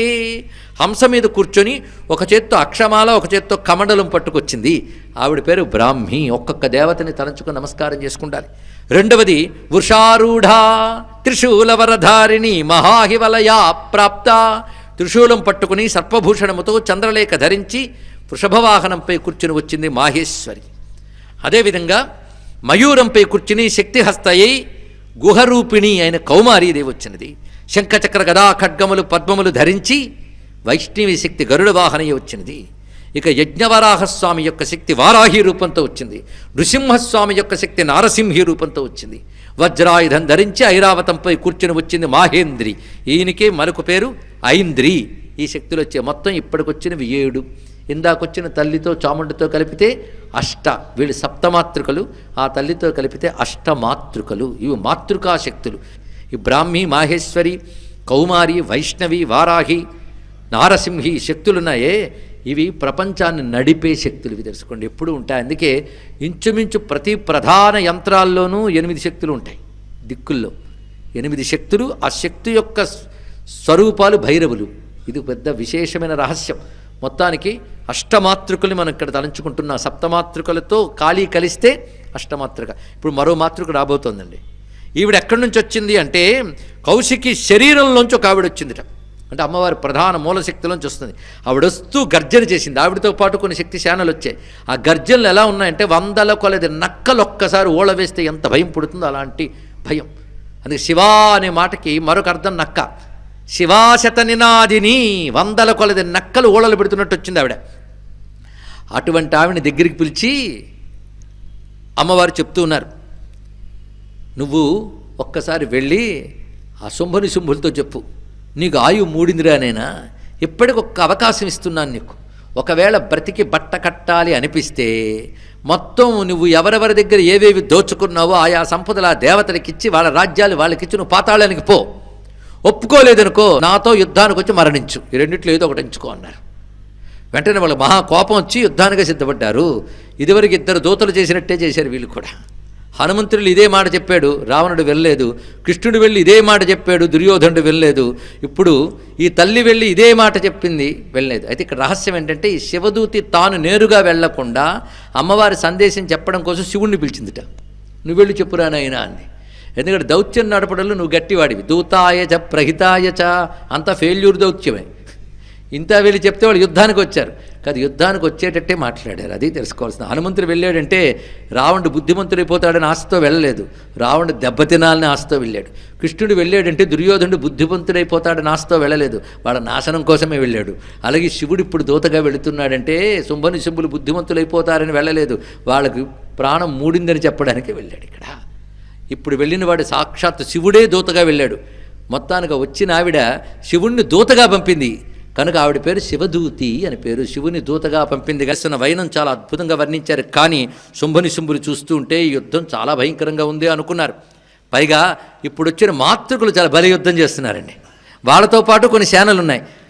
అందులో బ్రాహ్మి ఏం చేసిందంటే కమండలం పట్టుకుంది కదా, ఆ నీళ్లు కొంచెం చేతిలో వేసుకుని మంత్రించి విసిరింది. ఆ నీటి చుక్కలు ఎవరెవరి మీద పడుతున్నాయి వాళ్ళందరూ దగ్ధమైపోతున్నారు. అంటే మంత్రజలంతో ఎందరినో సంహరించింది బ్రాహ్మి. ఆవిడ ఆయుధం అది.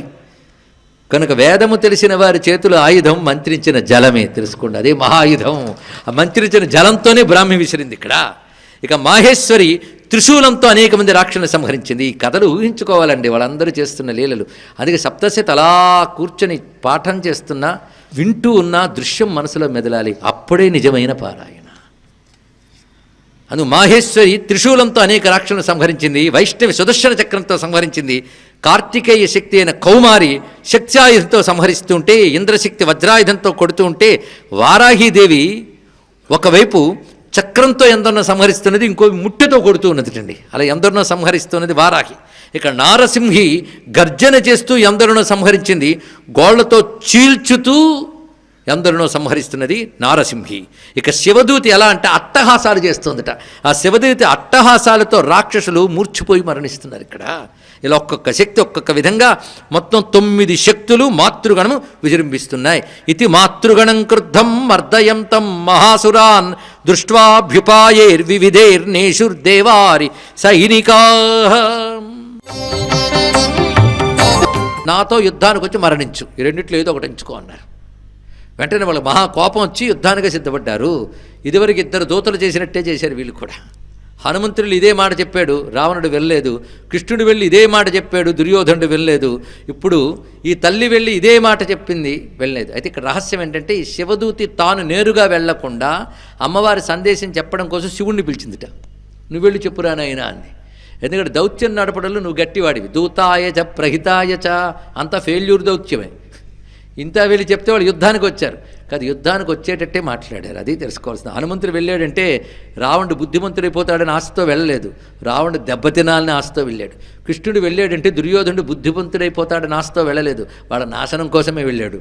అలాగే శివుడు ఇప్పుడు దూతగా వెళుతున్నాడంటే శుంభని శుంభులు బుద్ధిమంతులైపోతారని వెళ్ళలేదు, వాళ్ళకి ప్రాణం మూడిందని చెప్పడానికి వెళ్ళాడు. ఇక్కడ ఇప్పుడు వెళ్ళిన వాడు సాక్షాత్ శివుడే దూతగా వెళ్ళాడు.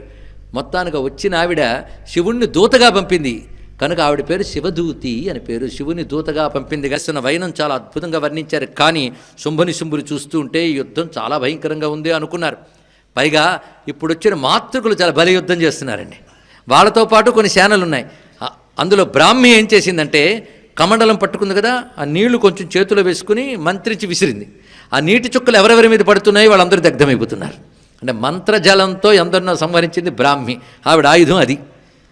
కనుక వేదము తెలిసిన వారి చేతుల ఆయుధం మంత్రించిన జలమే, తెలుసుకోండి, అదే మహాయుధం. ఆ మంత్రించిన జలంతోనే బ్రాహ్మి విసిరింది ఇక్కడ. ఇక మాహేశ్వరి త్రిశూలంతో అనేక మంది రాక్షసులను సంహరించింది. ఈ కథలు ఊహించుకోవాలండి, వాళ్ళందరూ చేస్తున్న లీలలు. అందుకే సప్తశతి అలా కూర్చొని పాఠం చేస్తున్నా, వింటూ ఉన్న దృశ్యం మనసులో మెదలాలి, అప్పుడే నిజమైన పారాయణ.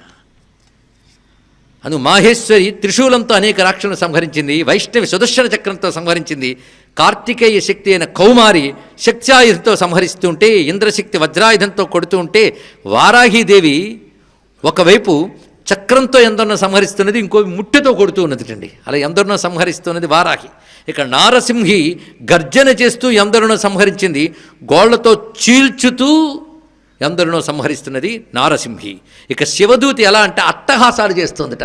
ఆ శివదూతి అట్టహాసాలతో రాక్షసులు మూర్ఛిపోయి మరణిస్తున్నారు ఇక్కడ. ఇలా ఒక్కొక్క శక్తి ఒక్కొక్క విధంగా మొత్తం 9 శక్తులు మాతృగణము విజృంభిస్తున్నాయి.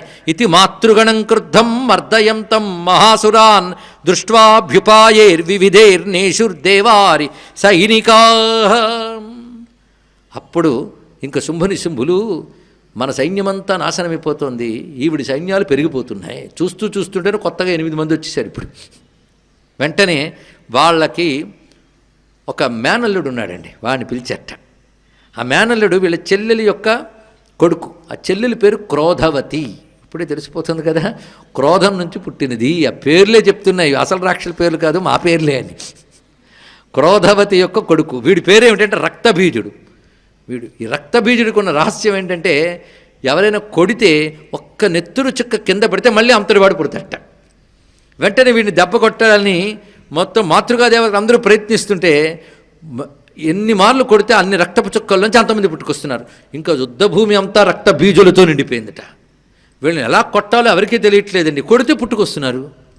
అరే ఎలాగా? ఆవిడికి తెలిసింది, మూలశక్తి అని అమ్మవారికి తెలియదు. ఆవిడ విద్యారూపిణి, ఆత్మస్వరూపిణి, అఖండ ఆత్మశక్తి, ఆ లలితాంబిక అయినటువంటి కౌశికి. ఆవిడ ఒక్కసారి చూసి మొదట వచ్చిన తల్లిని పిలిచిందిట, కనుబొమ్మల ముడిలోంచి వచ్చిందిగా, తల్లిని పిలిచి, ఇప్పుడు నీతుకు నాకే పని, వీళ్ళు ఎవరేం చేయలేరు సుమా. అందుకే ఆవిడకి అంత ప్రాధాన్యం అండి ఆ కాళీకి. ఒక పంచే, ఇప్పుడు వీడిని కొడతాను నేను, రక్తం పడుతుంది, పడిన నెత్తురు నేల మీదకి రాకుండా నీ నాలికతో చప్పరించు. ముందే ఎందుకైనా మంచిది, నాలిక పరచు తివాచీలాగా అన్నది తల్లి. వెంటనే సరే అందా తల్లి ఉత్సాహంగా. వెంటనే ఉవాచ కాళీం చాముండే విస్తీర్ణం వదనం కురు మచ్చస్త్రపాత సంభూతాన్ రక్తబీజాన్ మహాసురాత్ రక్తబిందూన్ ప్రతిచ్ఛత్వం వక్త్రేణానేన వేగినా. వెంటనే ఆ తల్లి చెప్పిన ఆజ్ఞ ప్రకారంగా ఈవిడ నాలిక చాచి ఉన్నది. ఈవిడ శూలంతో ఒక్కొక్కరిని పొడుస్తూ ఉంటే, రక్తము జువ్వును చిమ్ముతూ ఉంటే, ఒక్క బిందువు కూడా నేల మీద పడకుండా నాలుగుతో చప్పరిస్తూ వెళుతుంది. ఇక్కడ కాళీశక్తి అంత గొప్పదండి, ఏమి మిగలకుండా మింగేయగలిగిన శక్తే కాలం.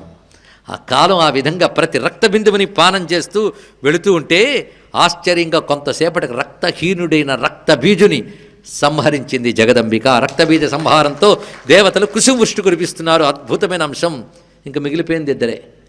ఎవరు? శుంభని శుంభులు. వాళ్ళిద్దరితో యుద్ధం భయంకరంగా జరిగింది. ఆ యుద్ధంలో ముందు శుంభుడు నిశుంభుడు, వీడి పడితే వాడు, వాడి పడితే వాడు లేస్తూ ఉన్నారు. అద్భుతమైన వర్ణనలేండి మొత్తానికి. ఎంతైనా యుద్ధమేగా. చిట్ట చివరికి నిశుంభుడు సంహరింపబడ్డాడు అమ్మవారి యొక్క అద్భుతమైనటువంటి దెబ్బతో. ఎప్పుడైతే వాడు సంహరింపబడ్డాడో, నిశుంభోన్నిహతం దృష్ట్వా భ్రాతరం ప్రాణ సంహితం హన్యమానం బలంచేవ శుంభ క్రుద్ధో బ్రవీద్వచః. ఆ శుంభుడికి మహాకోపం వచ్చింది. ఇప్పుడు వాడి కళ్ళ ఎదురుగా మొత్తం నాశనం అయిపోయారండి. తమ్ముడు పోయాడు, సైన్యం పోయింది, ఒక్కడు మిగిలాడు. అరే, అహంకార మమకారాలతో ఎంత పోగు చేసుకుంటావు, అన్ని క్షణంలో పోయే చూడు, ఒక్కడవే మిగులుతావు. ఆ మిగిలిన పొగరు మిగిలిపోయింది, ఇంకా అహంకారం మిగిలిందిగా. వాడే వీడు. వాడొచ్చి ఉక్రోషపడి నేను ఒప్పుకోను అన్నట్ట. నువ్వేమన్నావు? నన్ను యుద్ధంలో ఎవడు జయిస్తాడో వాడిని అన్నావు. నిన్ను అంటే నీ ఒక్కదానిని అని అర్థం. అలాంటిది నువ్వు ఇంతమందిని తీసుకుని వచ్చి యుద్ధం చేస్తే నువ్వు గెలిచినట్టు ఎలా లెక్కకొస్తుంది అన్నట్టు. అతి తెలివైన వాడు. అంటే నా తల్లి నవ్వి, ఓరి పిచ్చివాడా, నువ్వు అనేకంతో కూడున్నావు గనక నేను నీకు అనేకంగా కనబడ్డాను, కానీ నిజానికి నీ ఏకమే. ఈ మాటలో ఉందండి రహస్యం అంతా. ఉపనిషత్తులు చదివినవాడు ఒక్కసారి దేవీ మాహాత్మ్యం చదివితే ఇది చాలు ఇంక ఉపనిషత్తులు అక్కర్లేదంటాడు. అంత గొప్ప గ్రంథం తెలుసుకోండి. ఇక్కడ బ్రతుకంతా దేవీ మహాత్య శ్లోకాలు మననం చేసుకుంటూ ఉంటే అంతకు మించిన సాధన మరొకటి లేదు. ఇది తెలుసుకోండి. దేనికదే పరిపూర్ణమైన గ్రంథం మనది. ఏది చెప్పినా ఒక్కటే, ఏకం అద్వితీయం బ్రహ్మ. ఆ వాక్య ప్రతిపాదనయే ఉన్నది ఒక్కటే, రెండవది లేదు. ఇంకొకటి ఉందనుకున్నంత కాలం అజ్ఞానం ఉంది. కనుక ద్వైత భ్రాంతిని విడిచిపెట్టు, అఖండమై ఏకమై ఉన్న బ్రహ్మమును తెలుసుకో. ఆఖరికి తెలుసుకుంటున్న నువ్వే బ్రహ్మమని తెలుసుకో, మరి రెండో వస్తువు మిగలలేదు. ఇదండి మొత్తం. ఇక్కడ తల్లి ఆడుతున్న మాటలు చూడాలి. ఒరే, నువ్వు అనేకంతో ఉన్నావు గనక ఒక్క నేను అనేకం కావలసి వచ్చింది. ఇప్పుడు నువ్వేమనుకుంటున్నావు? బ్రహ్మ నుంచి బ్రాహ్మి, విష్ణువు నుంచి వైష్ణవి, మహేశ్వరు నుంచి మాహేశ్వరి, కుమారు నుంచి కౌమారి, ఐంద్రి, ఇలా ఒక్కొక్కటి బయట నుంచి వచ్చి నాకు సహాయం పడ్డాయనుకున్నావనైనా? వీళ్ళందరూ నా నుంచి వచ్చిన వాళ్ళే. కావాలంటే చూడని నిలబడింది ఒక్కసారి. ఏకైవాహం జగత్యత్ర ద్వితీయాకా మమాపరా. ఈ వాక్యం మహావాక్యం అండి. ఏకైవ అహం జగత్యత్ర, అహం బ్రహ్మాస్మి. ఆ మాట ఏకోహమస్మి, ఏకా ఏవ అహం, నేను ఒక్కదానను మాత్రమే ఉన్నాను. మాత్రమే అని చెప్పడంలోనే రెండో వస్తువు లేదని అర్థం. ఇక్కడ ఏకైవ అహం జగత్యత్ర ద్వితీయాక మమాపర, నేను కాక రెండో వస్తువు ఎక్కడుంది? పశ్యేత దుష్ట, ఓరు దుష్టుడా, నీకు అనేకం కనబడ్డం వల్ల నువ్వు ఎలా అనుకుంటున్నావు? చూసుకో ఇప్పుడేమవుతుందో. మయ్యేవ విశంత్యో మద్విభూతయ, ఇవి నా నుంచి వచ్చిన విభూతులే నువ్వు చూస్తున్నవి. కనుక అనేక రకాల విభూతులు కనబడుతుంటాయి సృష్టిలో. అవన్నీ చూసి అనేకం అనుకోకు, ఇవన్నీ ఏకమే. కనుక విష్ణువని, శివుడని, బ్రహ్మ అని ముగ్గురున్నారనుకున్నావా? ఆ ముగ్గురు నా విభూతులే, ఇవన్నీ నేనే అని చెప్తోంది తల్లి. అని నిలబడగానే ఆశ్చర్యకరంగా అంతవరకు బయట ఉన్న 9 శక్తులు కలిసిపోయి తతస్సమస్తాస్తాదేవ్యో బ్రహ్మాణి ప్రముఖాలయం తస్యాదేవ్యస్తనూ జగ్గ ఏకైవాసి తదాంబికా. ఆ 9 మంది తలో దిక్కు నుంచి వచ్చి ఆ నిలబడ్డ అమ్మవారి రూపంలో ఐక్యమై అమ్మ ఒక్కరే మిగిలేరు. ఇక్కడ బ్రాహ్మీ, వైష్ణవి ఇత్యాది 9 మాతృకలు అమ్మలో ఐక్యమై అమ్మ ఒక్కరే నిలబడ్డారు. ఇక్కడ ఈ కథలో ఉన్న మాధుర్యం పరిశీలించండి. జగత్తును నడపడానికి కోసం అనేకత్వంగా కనబడుతున్న వీళ్ళందరూ ఒకే పరబ్రహ్మ యొక్క శక్తి రూపాలు అని ఏకత్వ ప్రతిపాదన జరుగుతున్నది ఇక్కడ. అందుకే ఏ దేవతని నమస్కరించినా హిందూ మతంలో అన్ని దేవతలు ఒకే పరాశక్తి యొక్క రూపములను ఎరుక కలిగి ఉండాలి. ఇక్కడ ఆ శక్తి ఇన్ని దేవతల రూపములతో ఉన్నది. కనుక దుష్ట అనడంలో ఎవడిలో అజ్ఞాన రూపమైన దుష్టత్వం ఉంటుందో వాడు నా ఏకత్వాన్ని తెలుసుకోలేడు అని సంబోధనలో ఉన్న గొప్పతనం. దుష్ట పశ్యయితాం, దుష్ట అన్నది కదా, ఏ దుష్టుడా అన్న మాటకి ఎంత అర్థం. అంటే ఎవడిలో దుష్టత్వం ఉంటుందో వాడు అమ్మవారి యొక్క ఏకతత్వాన్ని తెలుసుకోలేడు.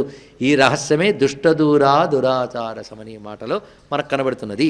కనుక వాళ్ళందరూ ఏకమైపోగానే అప్పుడు వీడు చూస్తూ నిలబడిపోయాడు. ఇప్పుడు ఏకమైన అమ్మవారు ఒక్కసారి విజృంభించి దివ్యమైనటువంటి తన శూలాయుధంతో ఆ రాక్షసుని సంహరించింది. శుంభుడు కూడా సంహరింపబడ్డాడు. శుంభ నిశుంభ సంహారంతో సంపూర్ణ రాక్షస సంహారమైంది. దేవతల గగనం నుంచి అమ్మవారిపై కుసుముష్టి కురిపిస్తున్నారు. జయ జయధ్వానాలు మోగుతున్నాయి. విమానస్తాస్తదా దేవా ఋషయశ్చ బభాషిరే ననాప్యేవం విధం యుద్ధం ప్రాగాసీద్ భవితానచ. ఇలాంటి యుద్ధం ఇదివరకు జరగలేదు, ఇకపై జరగదు అన్నంత ధోరణిలో అమ్మవారి యుద్ధం చేసి అసుర సంహారం చేశారు. దేవతలు ఆనందపరసులయ్యారు. గంధర్వాం లలితం జగుహు అవాదయం స్తథైవాన్యే నరుతుశ్చప్సరో గణా వపు పుణ్యాస్తథావాతాః. ఒక్కసారిగా అసుర సంహారం జరిగిన తర్వాత ప్రకృతి శాంతించింది. ప్రశాంతమైన వాతావరణం నెలకొన్నది. దేవతాగణముల ఆనందంతో చిందులు వేసి జయజయధ్వానాలు పరికేరు. గంధర్వులు గానాలు చేశారు. మంగళకర వాద్యాలు మ్రోగై అప్సర స్త్రీలు నాట్యాలు చేశారు. గాలి సుఖముగా వీచింది. సూర్యుడు స్వచ్ఛమైన కాంతితో ప్రకాశిస్తున్నాడు. అగ్నులు ప్రశాంతంగా జ్వలిస్తూ ఉన్నాయి. దిక్కులలో బయలుదేరిన భయంకరమైన ధ్వనులు చల్లారే. అంతరిక్షంలో దేవతలు ముముచుహు పుష్పవర్షా నిధివిదేవా విమానగా. ఇంకా ధర్మకార్యాలు నిరంతరాయంగా సాగుతూ ఉన్నాయి. దేవతలకి తిరిగి యజ్ఞముల యందు భాగములు లభించాయి. ప్రపంచం శాంతించింది. అప్పుడు ఆ తల్లి ఎదురుగా నిలబడి దేవతలందరూ స్తోత్రం చేస్తున్నారు. ఈ స్తోత్రం అత్యంత మహిమాన్వితమైనది. ఈ సూక్తము కాత్యాయని సూక్తము అని పేరు. దీనికే నారాయణీ స్తుతి అని కూడా పేరు. 2 పేర్లు. దీని కాత్యాయని సూక్తం. అత్యంత మహిమాన్వితమైన మరొక స్తోత్రం. అందుకే 1, 4, 5, 11 ఈ 4 అధ్యాయాలు పారాయణ చేసుకోవాలి. లేదా కనీసం 4, 5, 11 ఇది గుర్తుపెట్టుకోండి. అంతకంటే మినహాయింపులు నేనేమో 3 చేసుకుంటే చాలా మంచిది. ఇక్కడ సప్తశతీ పారాయణ ఫలం లభిస్తుంది. ఆ 11వ అధ్యాయంలో అద్భుతమైన శ్లోకం. కాచ్యాయనీం తుష్టు వరిష్టలాభాత్ వికాసి వక్త్రాంశు వికాసితాశా. వికసించిన వదనాలతో వికసించిన దిక్కుల మధ్య ప్రశాంతంగా అగ్నిదేవుణ్ణి ముందు పెట్టుకుని స్తోత్రం చేస్తున్నారు. వహ్ని పురోగమాస్తాం జాతవేదసేసునవా. జాతవేద అంటే అగ్ని. అగ్నిని ప్రధానంగా పెట్టుకుని స్తోత్రం చేస్తున్నారంటే దుర్గాసుక్త రహస్యాలు దీని సంకేతం. ఇది కాత్యాయని స్తుతించారు. కాత్యాయని అంటే అఖండ ప్రకాశ స్వరూపిణి, మహా తేజస్వరూపిణి. ఈ అర్థం ఇక్కడ తెలుసుకుంటే చాలా, అంతకుమించి ఎన్నో అర్థాలు ఉన్నాయి. ఇది చాలు. దేవి ప్రపన్నార్తిహరే ప్రసీద ప్రసీద మాతర్జగతోఖిలస్య ప్రసీద విశ్వేశ్వరి పాహి విశ్వం త్వమీశ్వరీ దేవి చరాచరస్య. దేవి ప్రారంభమే దేవి. హే తల్లి ప్రసీద ప్రసీద ప్రసీద 3 మార్లు ఉందండి ఆ మంత్రం ఒక్కొక్క వాక్యంలో. ప్రసీద అంటే ప్రసన్నురాలుగు కమ్ము. అమ్మ ప్రసన్నురాలైతే అన్నీ లభిస్తాయి. అందుకే ప్రసీద. ప్రసీదురాలువి ఏం చెయ్యాలి తల్లి? పాహి విశ్వం, సమస్తమును కాపాడు తల్లి. ఎందుకు కాపాడాలి? విశ్వేశ్వరి, నువ్వు విశ్వానికి నాయకురాలివి. హే మాత, సమస్త జగత్తుకి నువ్వు తల్లివి. ప్రపన్నార్తి హరే, నమస్కరించిన వారి ఆర్తిని పోగొట్టే దానవు నువ్వే. ఇవాళ మా కోసం వచ్చి రక్షించడం కాదు తల్లి, నిత్యం జగత్తుని కాపాడుతూ ఉన్నావు. అది గుర్తించేవాడు ధన్యుడు, గుర్తించని వాడు మూర్ఖుడు. అమ్మ కరుణ వల్లే మనం ప్రతి క్షణం జీవించగలుగుతున్నామని స్పృహ రావాలి. భూమి మనందరికీ ఆధారం. అది ఆ భూమి మనందరినీ పట్టి పండించి పోషించి నడిపిస్తుంది. ఆ శక్తి ఎవరిచ్చారు? మీరా నేనా? ఆ సహజ శక్తి పేరే అమ్మ. కనుక అమ్మా నువ్వు వసుంధరవు. అంతేకాదు ఈ భూమి యందు జలం, అది లేకపోతే ప్రాణం లేదు, అది కూడా అమ్మ. అంతేకాదు భూమికి మించి 30% ఆక్రమించింది ఆ జలం. ఈ భూమి నువ్వే, ఆ జలము నువ్వే. ఆ రూపంతో ఉన్నదానవు. ఆధారభూత జగతస్త్వమేకా మహీస్వరూపేణ యతస్థితాసి అపాం స్వరూపస్థితయా త్వయేతత్ ఆప్యాయతే కృత్స్నమలంఘ్య వీర్యే. ఇంతవరకు ఒక రహస్యం కింద యోగపరంగా దీన్ని చూద్దాం, కొద్దిమంది అయినా గ్రహించగలరు. మహి అంటే భూతత్వం. భూతత్వం అంటే మూలాధార స్థానం. ఆ తర్వాత ఈ శరీరాన్నంతటిని, భూమినంతటినీ తడుపుతున్న జలము నువ్వు అన్నారు. భూమినంతటినీ తడుపుతున్న జలము అంటే సహస్రార కమలం నుంచి స్రవిస్తున్న అమృతధారలతో 72,000 నాడులు తడిసిపోవడం అనే దృశ్యం ఇందులో ఉన్నది. ఆప్యాయతే కృష్ణం ప్రపంచం సించంతి పునరపి రసామ్నాయ మహసహ. ఆ యోగ రహస్యం ఉందండి ఇందులో. అంతే. అంటే సహస్రార కమలం నుంచి స్రవించే అమృత ద్రవస్వరూపిణి. అందుకే సహస్రారాంబుజారూఢ సుధాసారాభివర్షిణి. ఆ రహస్య నామంలో ఉంది. అంతే. త్వం వైష్ణవీ శక్తిరనంత వీర్యా విశ్వస్య బీజం పరమాసి మాయా సమ్మోహితం దేవి సమస్తమేతత్ త్వం వై ప్రసన్నా భువి ముక్తిహేతు. అనంతమైన ఈ శక్తితో విశ్వమంతా నీచే నడపబడుతూ విశ్వానికి మూలమై ఉన్న తల్లి నువ్వే ఈ ప్రపంచంలో మోహ రూపంలో అందరిలో వ్యాపించి ఉన్నావు. యోగ్యులైన వారిలో మోక్ష రూపముగా నువ్వే అనుగ్రహిస్తున్నావు. అసలు లోకంలో ఉన్న విద్యలన్నీ నీ రూపములే. విద్యలు పరా అపరా అని 2 రూపములు. అపరా విద్యలంటే లోకములో ఉన్న సర్వ విద్యలు అపరా విద్యలే. ఏమిటి? సంగీతము, సాహిత్యము, ఇంజనీరింగు, వైద్యము, నాట్యము, ఆఖరికి వేదము, యజ్ఞము, యాగము, ఇవన్నీ అపరా విద్యలే. పరావిద్య అంటే బ్రహ్మ విద్య. అపరా విద్యలు నీ రూపములే, పరావిద్యలు నీ రూపములే. అపరావిద్యల్లో కొన్ని ఈ లోకానికి మాత్రమే పనికొస్తాయి, మరికొన్ని వేదాదులు ఇహలోక పరలోక సుఖాలకు పనికొస్తాయి. కానీ ఇవన్నీ ఎక్కువ కాలం ఉండవు. శాశ్వతమైన ఆనందం ఇచ్చేది మాత్రం బ్రహ్మ విద్య మాత్రమే. ఆ విద్య కూడా నీ స్వరూపమే, అది పరావిద్య. కానీ అనేకములైన అపరావిద్యలు, ఒకటే అయిన పరావిద్య. ఈ 2 రూపములు నువ్వే గనక విద్యా సమస్తాస్తవదేవి భేదా. ఇది ప్రధానమైన మాట. రెండవది, లోకంలో ఉన్న స్త్రీలందరూ నీ రూపములే తల్లి. ఇది ఎప్పుడూ తెలుసుకోవాలండి. ఇక్కడ ఒకప్పుడు బ్రహ్మదేవుడు తపస్సు చేసి సృష్టి ఎలా కొనసాగిస్తానా అన్న ప్రశ్న వేస్తే శివుడు అర్ధనారీశ్వర రూపంలో కనబడ్డాడు. కనబడితే బ్రహ్మదేవుడు అడిగేట, ఈ ప్రపంచాన్ని ఎలా విస్తరింపజేయాలో నాకు తెలియడం లేదు.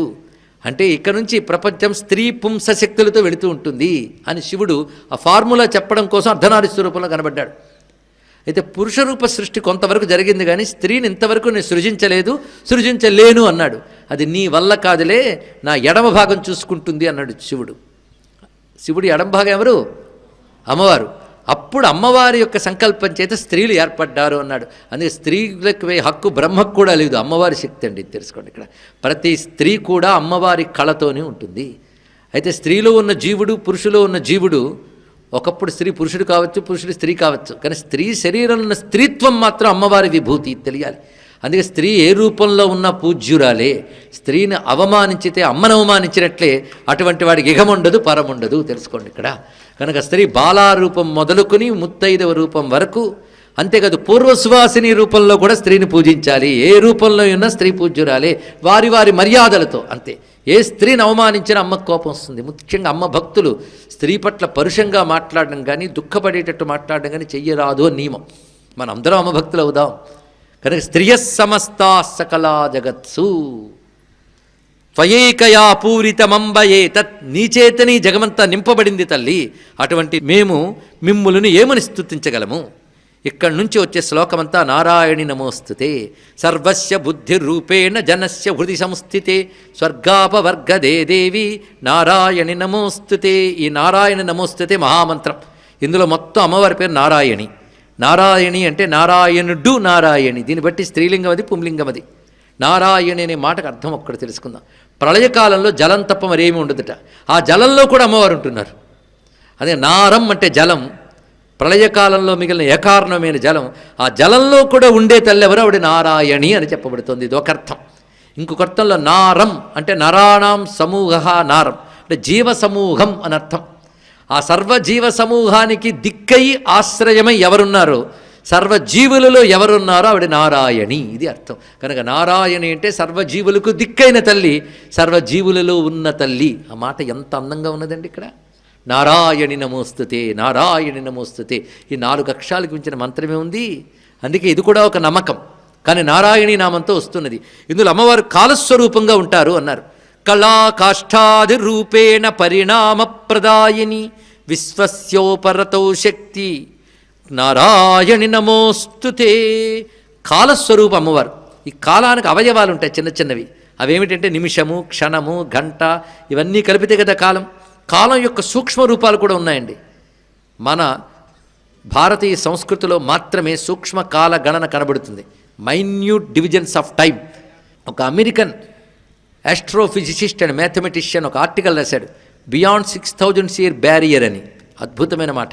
అంటే కొన్ని ఇతర మతాలు ఈ సృష్టి జరిగి 6000 సంవత్సరాలు అయిందని రాస్తున్నాయి. అంటే వాళ్ళ మతాలు వాళ్ళు దొరుకుతున్న లెక్క ప్రకారం లెక్క కట్టారు. 6000 సంవత్సరాల క్రితం సృష్టి జరిగిందని చెప్పినంత అజ్ఞానం ఉన్న మతం ఎలా అవుతుందయ్యా అన్నారు అక్కడ విజ్ఞాన శాస్త్రవేత్తలు. ఇప్పుడు నాసా వాళ్ళు ఇచ్చిన రిపోర్టు ప్రకారం ఇప్పుడు ఉన్న సృష్టి జరిగి 2 కోట్ల సంవత్సరాలు అయిందండి. ఈ ఖచ్చితమైన లెక్క మళ్ళీ ఎవరైనా చెప్తున్నారా అంటే యుగాల నుంచి భారతదేశ పంచాంగాలు చెప్తున్నాయి. సరిగ్గా ఇప్పటికి అంతే శక్తి జరిగింది. అది కూడా శ్వేతవరాహ కల్పం ఏర్పడి అయ్యింది అని లెక్క చెప్పారు. ఇదివరకు కల్పాల సృష్టి దాఖలాకు కూడా మిగలలేదు కనుక ఆ లెక్క సైన్స్ కూడా చెప్పలేదు. ఇప్పటి సృష్టి యొక్క లెక్క ఇది. అంతేకాదు కనురెప్పపాటు కాలంలో కూడా సూక్ష్మ భాగాన్ని చెప్పింది భారతీయ సంస్కృతి. అంటే అతి సూక్ష్మకాలం మొదలుకొని కల్పకాలం వరకు, అంటే అతి చిన్న సంఖ్య మొదలుకొని అతి పెద్ద మహాసంఖ్య వరకు కూడా భూమి మీద చెప్పగలిగినటువంటి కాలజ్ఞానం, కాల గణనా శాస్త్రం ఉన్న ఒకే ఒక్క జాతి భారత జాతి అని పాశ్చాత్య మేధావి రచించిన ఆర్టికల్ ఉంది. ప్రొఫెసర్ గెరక్ ఆయన పేరు. వీరైతే రీసెర్చ్ చేయండి. ఆయన ఎప్పటికీ ఉన్నాడు. అంతకంటే ముందు సుమారు 50 సంవత్సరాల క్రితం గ్రీక్కి చెందినటువంటి అంతరిక్ష విజ్ఞాన శాస్త్రవేత్త డాక్టర్ కీరో ఆయన ఒక మాట అంటాడు, అతి సూక్ష్మకాలం నుంచి అతి మహాకాలం వరకు లెక్క కట్టి చెప్పిన వారు ఇప్పటి వరకు ప్రపంచంలో భారతీయులొక్కరే, భారతీయ వేదఋషులొక్కరే అని చెప్పారు. ఇటువంటి విజ్ఞానానికి వారసులు భారతీయులు అనగా హిందువులు అని తెలుసుకోండి ఇక్కడ. అందుకే సూక్ష్మకాలం గురించి ఇక్కడ చెప్తున్నాడు. కళా కాష్టాది రూపేణ. కళ, కాష్ఠ, క్షణ, నిమేష, అహో, రాత్రి, పక్ష, మాస, ఋతు, సంవత్సర, మన్వంతర, యుగ, కల్ప, కల్పాంత, మహాకల్ప, ఇన్ని కాలాల రూపంలో ఉన్న అమ్మకి నమస్కారము అన్నారు. ఇక్కడ కాష్ఠ అంటే 18 రెప్పపాట్ల కాలాన్ని కాష్ఠ అనాలి. అలాంటి కాష్ఠలు 30 అయితే కళ. లెక్క కట్టుకోండి. అది ఒక తామరాకుల దొంతిని పెట్టి సూదితో ఒక్కసారి గుచ్చగానే ఎంత సమయం పడుతుందో అని త్రుటి అనాలిట. ఏమి లెక్కలు చెప్పారు. త్రుటి, లవ, కాష్ఠ, కళ ఇన్ని రూపాలతో ఉన్నటువంటి కాలస్వరూపిణి. సర్వమంగళమాంగళ్యే శివే సర్వార్థ సాధికే శరణ్యే త్రయంబకే దేవి నారాయణి నమోస్తుతే. ప్రసిద్ధి చెందిన శ్లోకం ఇందులోదండి, నారాయణి సూక్తంలోది. మొత్తాన్ని కల్పవృక్షం లాంటిదయ్యా చండీ సప్తశతి. మొత్తం దేవీ మహాత్మ్యం ఒక కల్పవృక్షం లాంటిది. అందులో ఏ ఒక్క పండు తిన్నా బ్రతుకు బాగుపడిపోతుంది. కానీ ఈ పళ్ళు మనకు అందడం కష్టం కదా, అందుకు ఒక ఆయన కుదిపెట్ట చెట్టుని, కుదిపితే ఒక్క పండు రాలింది, అది చాలు పోవన్నాడు.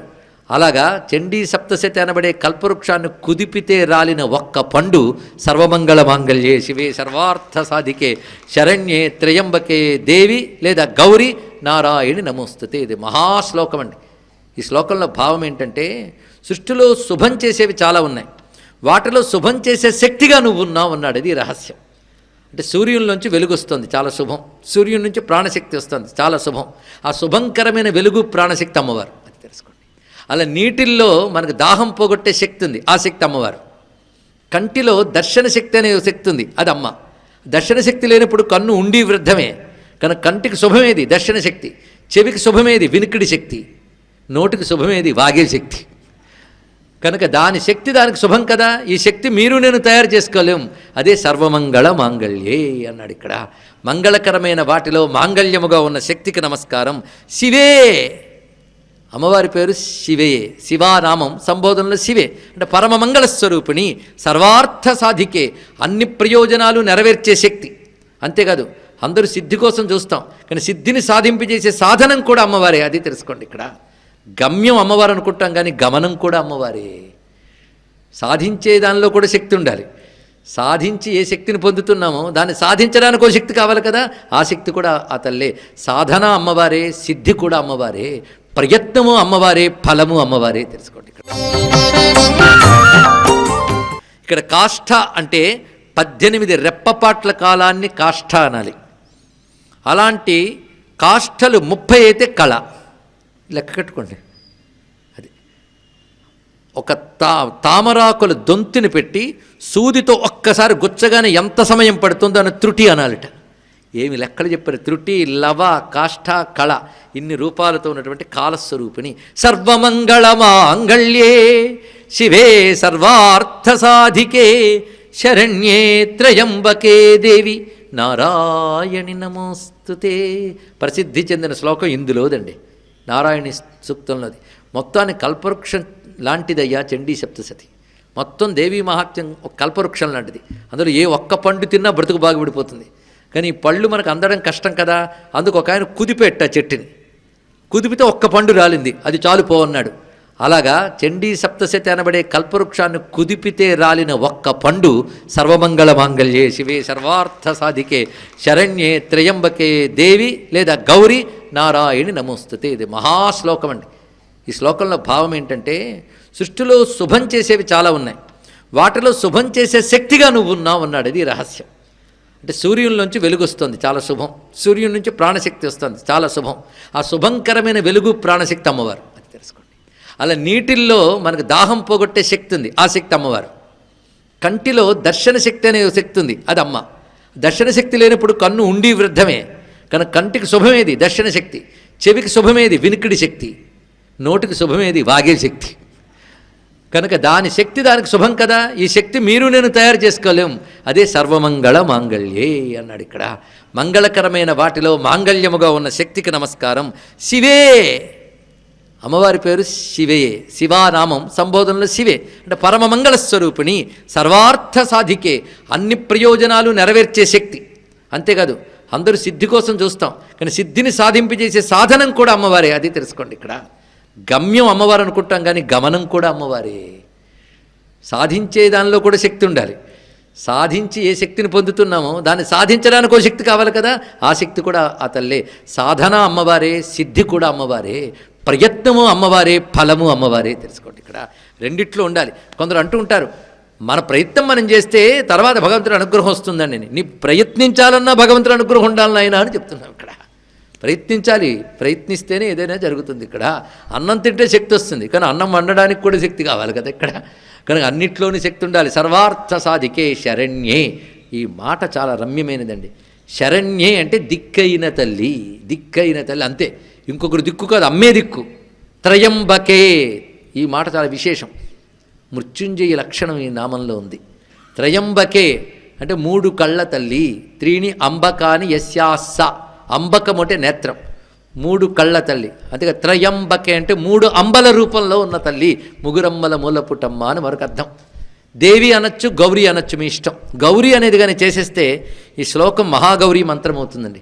ఇది 5వ తనాన్ని రక్షించగలిగేది సౌభాగ్య రక్షా మంత్రం అని కూడా చెప్పబడుతుంది. అంత దివ్యమైన మంత్రం. సర్వమంగళ మాంగళ్యే శివే సర్వార్థ సాధికే శరణ్యే త్రయంబకే గౌరీ నారాయణి నమోస్తుతే. సృష్టిస్థితి వినాశానాం హేతుభూతే సనాతని గుణాశ్రయే గుణమయే నారాయణి నమోస్తుతే. సృష్టిస్థితి లయలకు కారణమైన శక్తి, గుణాలకు ఆధారమే శక్తి, గుణాలలో ఉన్న శక్తి, ఏ గుణము లేని శక్తి నారాయణి. అంతేకాదు, ఎవరు శరణు వేడుతారో, ఎవరు ఆర్తులై అమ్మా నువ్వే దిక్కంటారో వారిని రక్షిస్తుంది తల్లి. శరణాగత దీనార్థ పరిత్రాణ పరాయణే సర్వస్యార్తి హరే దేవి నారాయణి నమోస్తుతే. సప్తశ్లోకిలో ఎక్కువ శ్లోకములు ఇందులోంచి వచ్చాయి కనుక ఈ స్తుతి చాలా గొప్పది. ఇక ఇందాకొచ్చినటువంటి ఒక్కొక్క దేవీ రూపానికి నమస్కారం ఇక్కడి నుంచి కనబడుతోంది. హంసయుక్త విమానస్తే బ్రహ్మాణీ రూపధారిణి కౌశాంభక్షరికే దేవి నారాయణ నమోస్తుతే. దర్భముంచిన కమండలు జలంతో ప్రోక్షణ చేసి అసురుల్ని సంహరించే ఓ బ్రాహ్మీ నీకు నమస్కారం. త్రిశూల చంద్రాహిధరే మహావృషభవాహిని మాహేశ్వరీ స్వరూపేణ నారాయణ నమోస్తుతే. మయూర కుక్కుటి వృతే మహాశక్తిధరే నగే కౌమారీ రూప సంస్థానే నారాయణ నమోస్తుతే. శంఖచక్ర గదాశాంగ గృహీత పరమాయుధే ప్రసీద వైష్ణవీ రూపే నారాయణ నమోస్తుతే. గృహీతోగ్ర మహాచక్రే దంష్ట్రోద్ధృత వసుంధరే వరాహరూపిణి శివే నారాయణ నమోస్తుతే. నృసింహరూపేణోగ్రేణ హంతుం దైత్యాన్ కృతోద్యమే త్రైలోక్యత్రాణసహితే నారాయణ నమోస్తుతే. కిరీటిని మహావజ్రే సహస్రనయనోజ్వలే వృత్రప్రాణ హరే చైంద్రి నారాయణ నమోస్తుతే.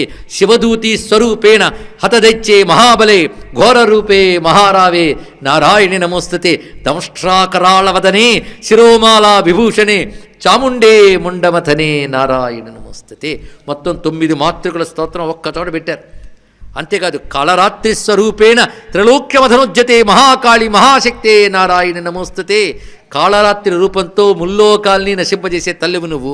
ఆ తల్లి మహాలక్ష్మి రూపంతో అందరికీ సిద్ధినిచ్చే మాత. మహాలక్ష్మి శివే శాంతే సర్వసిద్ధే పరాజితే మోహరాత్రి మహావీర్యే నారాయణ నమోస్తుతే. లక్ష్మి లజ్జే మహావిద్యే శ్రద్ధే పుష్టే స్వధే ధ్రువే మహారాత్రి మహామాయే నారాయణ నమోస్తుతే. మేధే సరస్వతవరే భూతిభాభ్రవితామసి నీతే త్వం ప్రసీదేశే నారాయణ నమోస్తుతే అంటూ ఈ నారాయణి స్తోత్రం మొత్తం పూర్తవుతూ, అమ్మా నీ 3 కళ్ళతో ఆ సౌమ్యవదనం ఏదుందో ఆ వదనం మమ్మల్ని ఎల్లవేళలా అన్ని చోట్ల రక్షించుగాక. ఇది ధ్యానరూపమైన కవచరూపమైన స్థుతి. ఏతత్తే వదనం సౌమ్యం లోచనత్రయభూషితం పాతునఃసర్వభూతేభ్య కాత్యాయని నమోస్తుతే. ఆ 3 కళ్ళతో ప్రసన్నంగా ఉన్న నీ వదనం మమ్మల్ని రక్షించుగాక.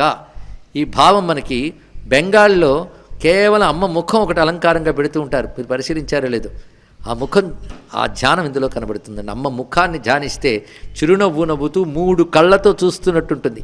ఆ 3 కళ్ళు అంటే 3 లోకాలని, 3 కాలాలని, 3 శరీరాలని, 3 అవస్థలని సాక్షిభూతంగా గమనించే చైతన్యాన్ని నేను అని అమ్మ చెప్తోంది ఆ 3 కళ్ళతో.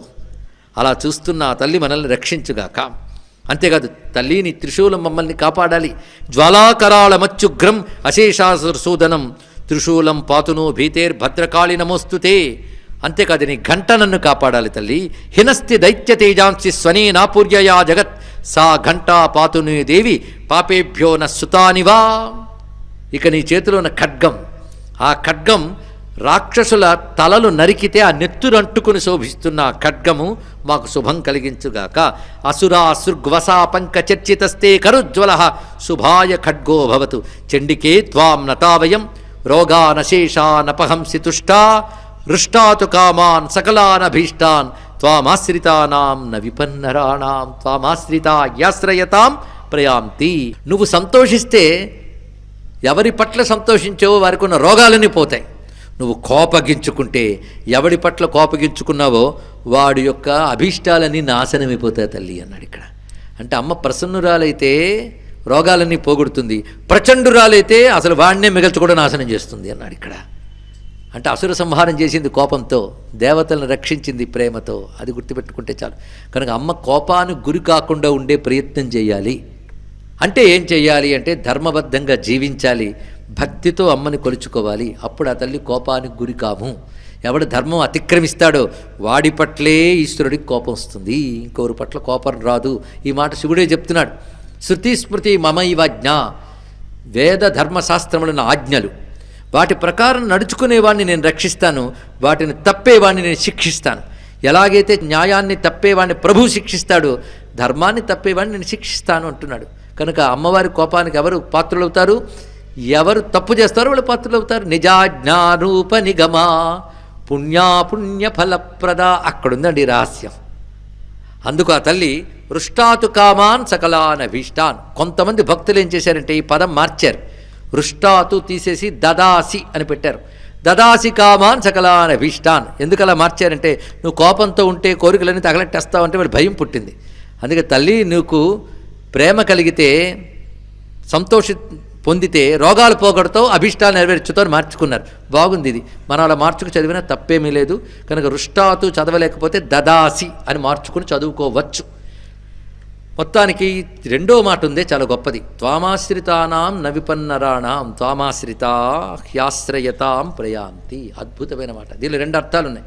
అమ్మ నిన్నెవడు ఆశ్రయిస్తున్నాడో వాడికి ఇంకా ఆపదలుండవు. అమ్మవారిని ఆశ్రయించే వరకే ఆపదలు.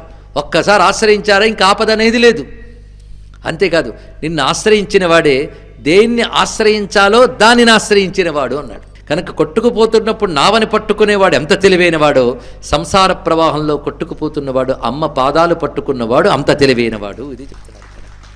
ఇంకొక అర్థం ఇందులో ఉంది. త్వామాశ్రిత హ్యాశ్రయితాం ప్రయాంతి అంటే నిన్ను ఎవడే ఆశ్రయిస్తున్నాడో వాడు అనేక మందికి ఆశ్రయం ఇవ్వగలడు. ఇది అర్థం ఇక్కడ. అద్భుతమైన మాట అండి. అమ్మ భక్తుల్ని పట్టుకుంటే ధరించిపోతాం. ఎందుకు? వాడు అమ్మని పట్టుకున్నాడు కనుక. కనుక ఎవడు అమ్మ భక్తుడో వాడిని ఆశ్రయించిన వాళ్ళు కూడా ధరించిపోతున్నారంటే ఇంక అమ్మ గొప్పతనం ఎంతో చూడండి ఇక్కడ. విశేషం కాదు? శంకరాచార్యుని కూర్చుని ఒక్కసారి ధ్యానం చేస్తే మన పాపాలన్నీ పోతాయి. ఎందువల్ల? ఆయన అమ్మ పాదాలు పట్టుకున్నాడు కనుక. ఇది ఎలాంటిది అంటే ఒక మ్యాగ్నెట్, అంటే సూదంటురాయిని ఒక ఇనప ముక్క తగిలింది అనుకోండి, ఆ ఇనప ముక్కకు తగిలిన ఇనప ముక్క కూడా అంటుకుంటుంది. అలాగే అమ్మ పాదాలని పట్టుకున్నవాడు కూడా అమ్మని పట్టుకున్నవాడే అని భావం దీనిలో ఇక్కడ. అమ్మను ఆశ్రయించిన వాడు 10 మందికి ఆశ్రయాన్ని ఇవ్వగలిగిన శక్తిమంతుడు అవుతాడు. అది దీని యొక్క భావం అండి ఇక్కడ. అందుకే అమ్మ భక్తులపై ఆగ్రహం చూపిస్తే మనం దెబ్బతింటాం. అమ్మ భక్తుల పట్ల భక్తి కలిగి ఉండాలి. తల్లి విద్యలలో, శాస్త్రాలలో, వాక్యాలలో ఏదుందో అది నువ్వే అన్నారు. అంటే మహావాక్యాలలో చెప్పబడ్డ బ్రహ్మ విద్యవు నువ్వు అని దీని అర్థం. విద్యాసు శాస్త్రేషు వివేక దీపేషు ఆద్యేషు వాక్యేషు చ కాత్వదన్య. వేదాది శాస్త్రవాక్యాల్లో, ఉపనిషత్తుల్లో చెప్పే మహావాక్యాల్లో దీపంలా వెలిగే జ్ఞానాన్ని నువ్వే.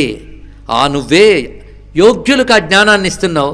యోగ్యత లేని వాళ్ళని మమ అనే బంధం పెట్టి మోహమనే చీకటి నూతి లోపల తిప్పుతున్నావు తల్లి. మమత్వ గర్తేతి మహాంధకారే విభ్రామయత్యేతదతీవ విశ్వం. అమ్మా, ఎక్కడ రాక్షసులు ఉంటారో, ఎక్కడ విషసర్పాలు ఉంటారో, ఎక్కడ శత్రువులు ఉంటాయో అక్కడ దొంగలుంటారో, ఎక్కడ దావాగ్ని ఉంటుందో, ఎక్కడ మేము సముద్ర మధ్యంలో పడి ఉంటామో, ఎక్కడ ప్రమాదకరమైన స్థలాలు ఉంటాయో అక్కడ మమ్మల్ని నువ్వు రక్షిస్తావు అన్నారు. ఈ మంత్రం ఎక్కడున్నా కాపాడే రక్షామంత్రం అండి. రక్షాంసి యత్రోగ్ర విశాశ్చ నాగా యత్రారయో దస్యు బలాని యత్ర దావానలో యత్ర తథాబ్ధి మధ్యే తత్ర స్థితాత్వం పరిపాసి విశ్వం. విశ్వేశ్వరీ త్వం పరిపాసి విశ్వం. విశ్వాత్మికా ధరయసీతి విశ్వం. విశ్వేశవంద్యా భవతి భవంతి విశ్వాశ్రయాయే త్వయి భక్తి నమ్రాః. ప్రపంచానికి పాలకురాలువు నువ్వు, ప్రపంచ రూపం పొందిన దానువు నువ్వు, ప్రపంచంలో ఆయా లోకాలకి పాలకుల చేత నమస్కరింపబడేదానువు నువ్వు, ప్రపంచానికి ఆధారానివి నువ్వు. ఒక్క శ్లోకంలో ప్రపంచానికి అమ్మవారికి ఉన్న అనుబంధాన్ని చెప్పారండి. ఇది శాస్త్రవాక్యములు, ఇవన్నీ మహావాక్యములే. దేవి ప్రసీద పరిపాలయ. అమ్మా, నా పట్ల ప్రసన్నురాలవై పరిపాలించు. అంతేకాదు ఇవాళ ఎలా అసుర సంహారం చేసేవో అదేవిధంగా ఎల్లవేళలా శత్రుబాధలు నాకు, నా దేశానికి, నా సనాతన హైందవ ధర్మానికి లేకుండా, అంటే శత్రుబాధలు లేకుండా రక్షించు తల్లి, కాపాడు తల్లి. ఈ సర్వ జగత్తులో ఉన్న పాపము పోవాలి, అంటే దుష్టబుద్ధులు పోవాలి, దౌర్జన్యం పోవాలి, ఇది కోరుకుంటున్నారండి. పాపాన్ని సర్వజగతాం ప్రశమం నయాసు, సర్వ జగత్తులో ఉన్న పాపం పోవాలి, దుర్మార్గం పోవాలి, దుష్టత్వం పోవాలి, ద్వేషం పోవాలి. ఓ తల్లి అని ప్రార్థించాలి మనందరం. అప్పుడు దేవతలు ప్రార్థిస్తున్నారు. ఎప్పుడో అప్పుడు కాదు, ఆశు, వెంటనే తల్లి ఈ పని చెయ్యు. అలాగే ప్రపంచంలో ఉన్న ఉత్పాతాలు, అదేవిధంగా భయంకరమైన ప్రళయాలు తొలగుగాక. నమస్కరించిన వారి పట్ల ప్రసన్నమైన తల్లి లోకాలను అనుగ్రహించు. స్తోత్రం పూర్తయిందండి. ఇది నారాయణి స్తుతి అనబడే కాత్యాయని సూక్తం. అప్పుడు అమ్మవారు అన్నారు, వృణుధ్వం ప్రయచ్ఛామి జగతాం ఉపకారకం. మీకు వరం కోరుకోండి, జగత్తుకు ఉపకారం ఏంటి, మళ్ళీ కండిషన్ అది.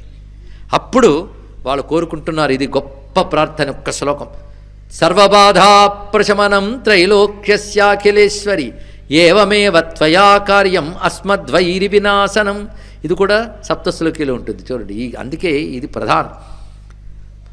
అమ్మ, ముల్లోకాల్లో అన్ని బాధలు పోవాలి, మా శత్రువులు దెబ్బతినాలి. దీన్ని బట్టి దేవతలు ఎంత గొప్పవారంటే, మా శత్రువులు సర్వనాశనం ఇవ్వాలని అడగలేదు, ముల్లోకాలు క్షేమంగా ఉండాలి, మా శత్రువులు దెబ్బతినాలి. మా శత్రువులు అంటే లోకక్షేమానికి దెబ్బతీసేవారే దేవతలకు శత్రువులు. కనుక ముల్లోకాలు క్షేమంగా ఉండాలంటే క్షేమాన్ని దెబ్బతీసేవాళ్ళు పోవాలి. అందుకే ఎవరు తీవ్రవాద ఉగ్రవాదాలు రేపుతూ ఉంటారో, ఎవరి ధర్మాన వాళ్ళని బ్రతకనివ్వకుండా మార్చుతూ పరిమార్చుతూ ఉంటారో, అలాంటి మా శత్రువుల్ని నశింపజేసి ముల్లోకాల్ని క్షేమంగా చూడు తల్లి అంటున్నారు దేవతలు ఇక్కడ. సర్వబాధ ప్రశమనం త్రైలోక్యస్యాఖిలేశ్వరి ఏవమేవ త్వయా కార్యమస్మద్వైరి వినాశనం అనగానే తప్పకుండా చేస్తాను. అయితే కష్టాలు ఇవాళతో అయిపోయి అనుకోవద్దు, ప్రారంధవశత్తు అప్పుడప్పుడు వస్తూ ఉంటాయి. వచ్చినప్పుడల్లా మిమ్మల్ని కాపాడుతాను. చాలా ఇప్పుడు ఈ రూపంతో సంహరించాను కదా, మరి కొంతకాలానికి ఏం జరుగుతుందంటే, కొంతకాలం జరిగాక 28వ మహాయుగం వస్తుంది వైవస్త మనమంతరంలో. అప్పుడు శుంభనిశుంభులనే పేరుతో కొత్త రాక్షసులు వస్తారు. వాళ్ళని సంహరించడం కోసం నేను వస్తాను. అప్పుడు ఎలా వస్తానంటే, కృష్ణుడు దేవకీదేవికి పుట్టినప్పుడే నేను నందవ్రజంలో యశోదానందుడికి పుడతాను. ఆమెను వసుదేవుడు పట్టుకొస్తాడు. ఆ పట్టుకొచ్చిన తర్వాత కంసుడు కిందకేసి కొడతాడు. అప్పుడు నేను ఆకాశానికి ఎగిరిపోయి వాడిని హెచ్చరించి అక్కడి నుంచి వింధ్య పర్వతాల్లో ఉంటాను. అప్పుడు నా పేరు వింధ్యవాసిని. నేను ఆ శుంభుల్ని సంహరిస్తాను. అప్పుడు నా పేరు వింధ్యవాసిని, వింధ్యాచల నివాసిని. ఎన్ని రూపాలు వస్తుందో చూడండి. ఇప్పుడు రెండవది, ఒకప్పుడు కొంతమంది రాక్షసులు, వైప్రచిత్తులు అనబడేటువంటి రాక్షసులు లోకకంటకులైతే వాళ్ళని సంహరించిన దంతాలతో నవలేస్తా. అప్పుడు ఆ రక్తం అంటుకుంటుంది నా దంతాలకి. అప్పుడు నా పేరు రక్తదంతిక అని చెప్పబడుతుంది. ఇందులో ఒక్కొక్క తల్లికి నమస్కరించుకుంటే చాలండి, ఒక్కొక్క ప్రయోజనం చెప్తాడు. వైకృతిక రహస్యం, మూర్తి ప్రాధాన్యం అనే విషయాల్లో. అదేవిధంగా ఒకప్పుడు ఈ లోకంలో భయంకరమైన కరువు ఏర్పడుతుంది. 100 ఏళ్ళు ఉంటుంది ఆ కరువు. అప్పుడు దేవతలందరూ నన్ను ప్రార్థిస్తే నేను ముందు ఆవిర్భవించి నా 100 నేత్రముల నుంచి దయతో లోకాన్ని చూస్తాను. అప్పుడు నా కనుల నుంచి కరుణ అమృతవర్షంలా పడుతుంది లోకంలో. అప్పుడు నన్ను శతాక్షి అంటారు. వెంటనే ఆకలితో ఉన్న లోకానికి అనేక రకాల శాకపాకాలు నా శరీరం నుంచి ఉత్పన్నం చేస్తాను. అప్పుడు నన్ను శాకంభరి అంటారు. కానీ శతాక్షిగా వచ్చి నేను శాకంభరిని అవుతాను. కానీ శతాక్షి అంటే గమనించుకునే కళ్ళు, శాకంభరి అంటే కడుపు నింపే తల్లి. ఈ రెండే శతాక్షి శాకంభరియే విశాలాక్షి అన్నపూర్ణ అని చెప్పబడుతున్నాయి. ఈ 2 రూపాలు. ఆ తర్వాత నేను దుర్గముడు అనబడేటువంటి రాక్షసుని సంహరిస్తాను. అప్పుడు నన్ను మళ్ళీ దుర్గా అంటారన్నాడు. అప్పుడు దుర్గమ రాక్షస సంహారం చేసింది కనుక దుర్గా అంటారు. అదేవిధంగా మరొకసారి నేను హిమాచలంలో భయంకరమైన రాక్షసులు విజృంభిస్తూ ఉంటే ఋషుల్ని రక్షించడం కోసం నేను ఆవిర్భవిస్తాను. అప్పుడు నన్ను భీమాదేవి అని పిలుస్తారు. ఆ తర్వాత అరుణుడు అనే రాక్షసుడు విజృంభిస్తాడు. వాడిని కొట్టడం కోసం నేను నా శరీరం నుంచి అనేక రకాల తుమ్మెదలను ఉత్పన్నం చేస్తాను. ఆ తుమ్మెదలు గుంపు వెళ్ళి ఆ రాక్షసుని సంహరిస్తుంది. అనేక భ్రమరములు ఉత్పన్నం చేసే నాదశక్తిగా నన్ను భ్రామరి అంటారు. ఈ తల్లి భ్రమరాంబిక. ఇలా 7 రూపాలతో తర్వాత వస్తానని చెప్పింది ఇక్కడ. అంటే 3 రూపాలు ఇప్పటి వరకు చెప్పుకున్నాం. మధుకైటవ సంహారం, మహిషాసుర సంహారం, చండముండ రక్తబీజ ధూమ్రాక్షాది రాక్షస సంహారం, శుంభ సంహారం చేసిన శక్తి. 3 రూపాలు. ఇప్పుడు చెప్పండి 7 రూపాలు. మొత్తం 10 దుర్గలు ఉన్నారండి మొత్తం కలుపుకుంటే ఈ గ్రంథంలో విశేషంగా. అందులో అహంకార మమకారాలే దుర్మార్గులైనటువంటి శుంభులు. కామక్రోధాలే చండముండులు, రాగమే రక్తబీజుడు. ఇది గొప్పగా చెప్పారు. రాగమే రక్తబీజుడు, అజ్ఞానమే ధూమ్రాసురుడు. వీళ్ళందరినీ సంహరించినదే జగన్మాత. ఇది అద్భుతమైన సంకేతం. సప్తాసుర వధ అంటే ఇది రహస్యం అండి, శాస్త్రం చెప్తున్నది. ఈ విధంగా తల్లి పనిచేసిందయ్యా. ఈ దివ్యగాథలు నిరంతరం పారాయణ చేసుకుంటూ నేను ఇచ్చిన మంత్రం జపం చేసుకుని అమ్మవారిని ఆరాధించండి అన్నాడు సుమేధ సురధునితో సమాధితో.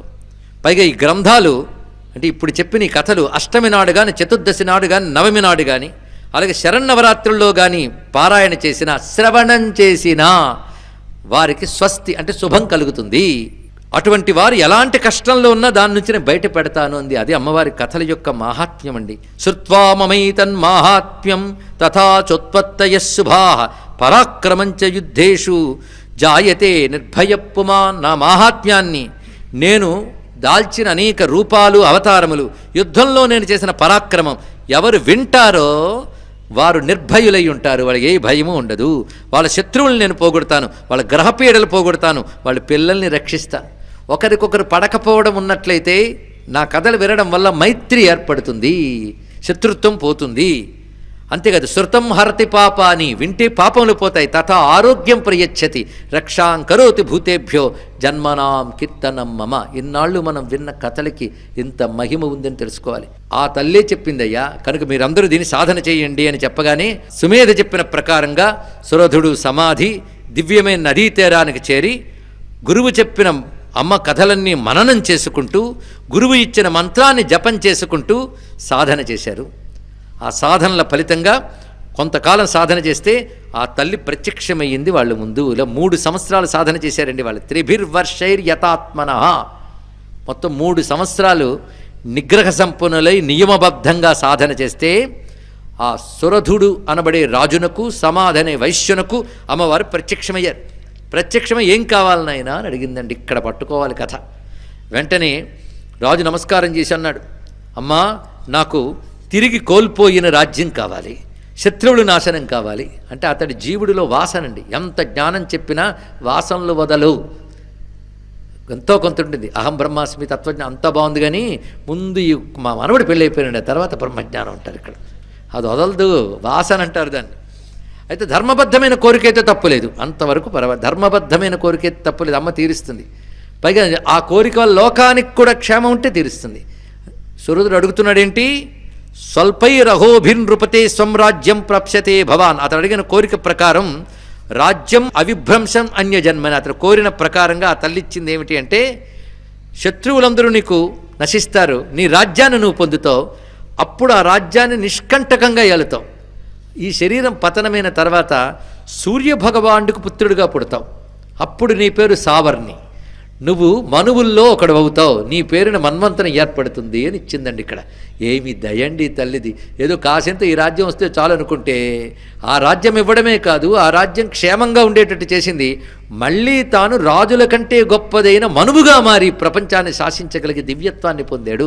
ఇదే ఫలమపిచ వాంఛాసమధికం, ఎంత కోరితే అంత ఇచ్చింది ఆ తల్లి. ఇక సమాధి ఆయన ఏమిటి కూడా తెలుసా, జ్ఞానం వవ్రే నిర్విణ్ణమానసహ. అతను ఒకటే అన్నాడు, అమ్మ ఏమైనా ఒకటి తెలిసింది, వీటిలో సుఖం లేదు, సత్యం లేదు, ఇవన్నీ అసత్యములే. కనుక అసత్యమైన ఈ ప్రపంచం పట్టుకు సత్యమనే భ్రాంతితో వ్రేలాడకుండా సత్యస్వరూపుడిమే నీ పాదపద్మాల్లో ఐక్యమయ్యే స్థితిని మావా అడిగాడంతే. బ్రహ్మజ్ఞానం అడిగాడు. వెంటనే ఆ తల్లి తవ జ్ఞానం భవిష్యతి, నీకు జ్ఞానం కలుగుతుందని ఆశీర్వదించింది. ఈ 2 చెప్పడంలో ఋషి ఉద్దేశం ఏమిటి అంటే, అమ్మ నువ్వు కోరుకుంటే ఇహలోక పరలోక సుఖాలు ఇవ్వగలదు, అడిగితే మోక్షం కూడా ఇవ్వగలదు, రెండూ ఇవ్వగలిగిన తల్లి భుక్తి ముక్తి ప్రదాయని. కొందరు దేవతలు ఏ లోక సుఖమైన ఇవ్వగలగని మోక్షం ఇవ్వలేమండి అంటారట. కొందరు మోక్షం ఇచ్చే మేము ఇతర లోక సుఖాలు ఇవ్వం, అది మా డిపార్ట్మెంట్ కాదంటారట. కానీ ఒక్క అమ్మవారే భుక్తి ముక్తి రెండూ ఇవ్వగలదు, భోగము మోక్షము రెండూ ఇవ్వగలిగే తల్లి అమ్మ. ఆ దయ. అందుకే సురధునికి రాజ్యం ఇచ్చింది, సమాధికి మోక్షం ఇచ్చింది, మోక్షానికి అవసరమైన బ్రహ్మజ్ఞానం ఇచ్చింది. ఈ కథ గ్రహించి, అయితే రథానికి గుర్రాలు ఉంటాయి, శరీరానికి ఇంద్రియాలు ఉన్నాయి అంతే. ఇక్కడ ఇంద్రియాని హయాన్యాహు అని ఉపనిషత్తు చెప్తుంది, ఉపనిషత్ భాష. కనుక శరీరం రథం. అయితే మనందరికి రథాలు ఉన్నాయి, కానీ సురథమేనా? సురథం మంచి రథం, మంచి రథమేనా? అవునో కాదు మీ మనసులో చెప్పుకోండి, బయటికి చెప్తే బాగోదు. మంచి రథం ఎప్పుడవుతుందో తెలుసా? ఈ రథంతో సత్కర్మలు ఆచరించినప్పుడు, ఈ రథంతో సత్సాధనలు చేసినప్పుడు, ఈ రథాన్ని ధర్మానికి వినియోగించినప్పుడు ఇది సురథం అవుతుంది ఇక్కడ. అందుకే నీ శరీరం సురథం కావాలి. అలాంటి సురథం నీ బ్రతుకంతా ఏ ఇబ్బంది లేకుండా పాలించుకోవాలి. ఇబ్బంది లేకుండా, శత్రుబాధలు లేకుండా పాలించాలి. కనుక నీ రథం సురథమైతే నీ శరీరానికి, నీ జీవితానికి ప్రమాదం లేకుండా నేను కాపాడుతాను అంది అమ్మ. అందుకే సురథుడికి నిష్కంటక రాజ్యం ఇచ్చిందంటే ఇది అర్థమండి ఇక్కడ. కనుక మన శరీర రథానికి నిష్కంటక రాజ్యం కావాలి. బుద్ధి, ధీ అంటే బుద్ధి, సమాధి కావాలి మనకి. సమాధి అంటే సమత్వ బుద్ధి సమాధి అన్నాడు ఇక్కడ. సమత్వ బుద్ధి అంటే సుఖదుఖాలకి కృంగిపోకుండా, పొంగిపోకుండా, లాభ నష్టాలకి కదిలిపోకుండా, ద్వంద్వాలకి కదిలిపోకుండా మనస్సుని నిగ్రహించగలిగి పరమాత్మ ఎందు పెడితే సమాధి. కనుక బుద్ధి సమాధి కావాలి, శరీరం సురథం కావాలి. అప్పుడు అమ్మ అనుగ్రహం నీకు పరిపూర్ణంగా లభించి నీ శరీరం ఉన్నంతకాలం నీకు ప్రమాదం లేని జీవితాన్ని ఇస్తుంది. సమాధి నీకుంది గనక ఆ బుద్ధికి జ్ఞానాన్ని ఇస్తుంది, మోక్షాన్ని ఇస్తుంది. అందుకే సమాధికి జ్ఞానం ఇచ్చింది, సురధుడికి రాజ్యం ఇచ్చింది. అంటే నీ శరీరానికి క్షేమాన్ని ఇస్తుంది, నీ బుద్ధికి జ్ఞానాన్ని ఇస్తుంది, జీవుడికి మోక్షాన్ని ఇస్తుంది. ఇది అమ్మ యొక్క మొత్తం కృప కదా. అయితే ఇది సురథం కావాలన్నా, అది సమాధి కావాలన్నా నీ రథంతో అమ్మను ఆరాధించాలి, శరీరంతో. నీ బుద్ధితో అమ్మని ధ్యానించాలి. అదే చేశారు సురధుడు సమాధి. కర్మతో ఆరాధించడం సురధుడు, భక్తితో, యోగంతో, ఉపాసనతో ఆరాధించడం సమాధి. ఇద్దరూ ఎలా ఆరాధించాలో చెప్పాలంటే జ్ఞానం ఉపదేశించాలి. జ్ఞానం మంచి తెలివి, సుమేధ మంచి తెలివి. కనుక ఆచార్యుడు సుమేధాయి నీ శరీరాన్ని సురథం చేస్తాడు, నీ బుద్ధిని సమాధి చేస్తాడు.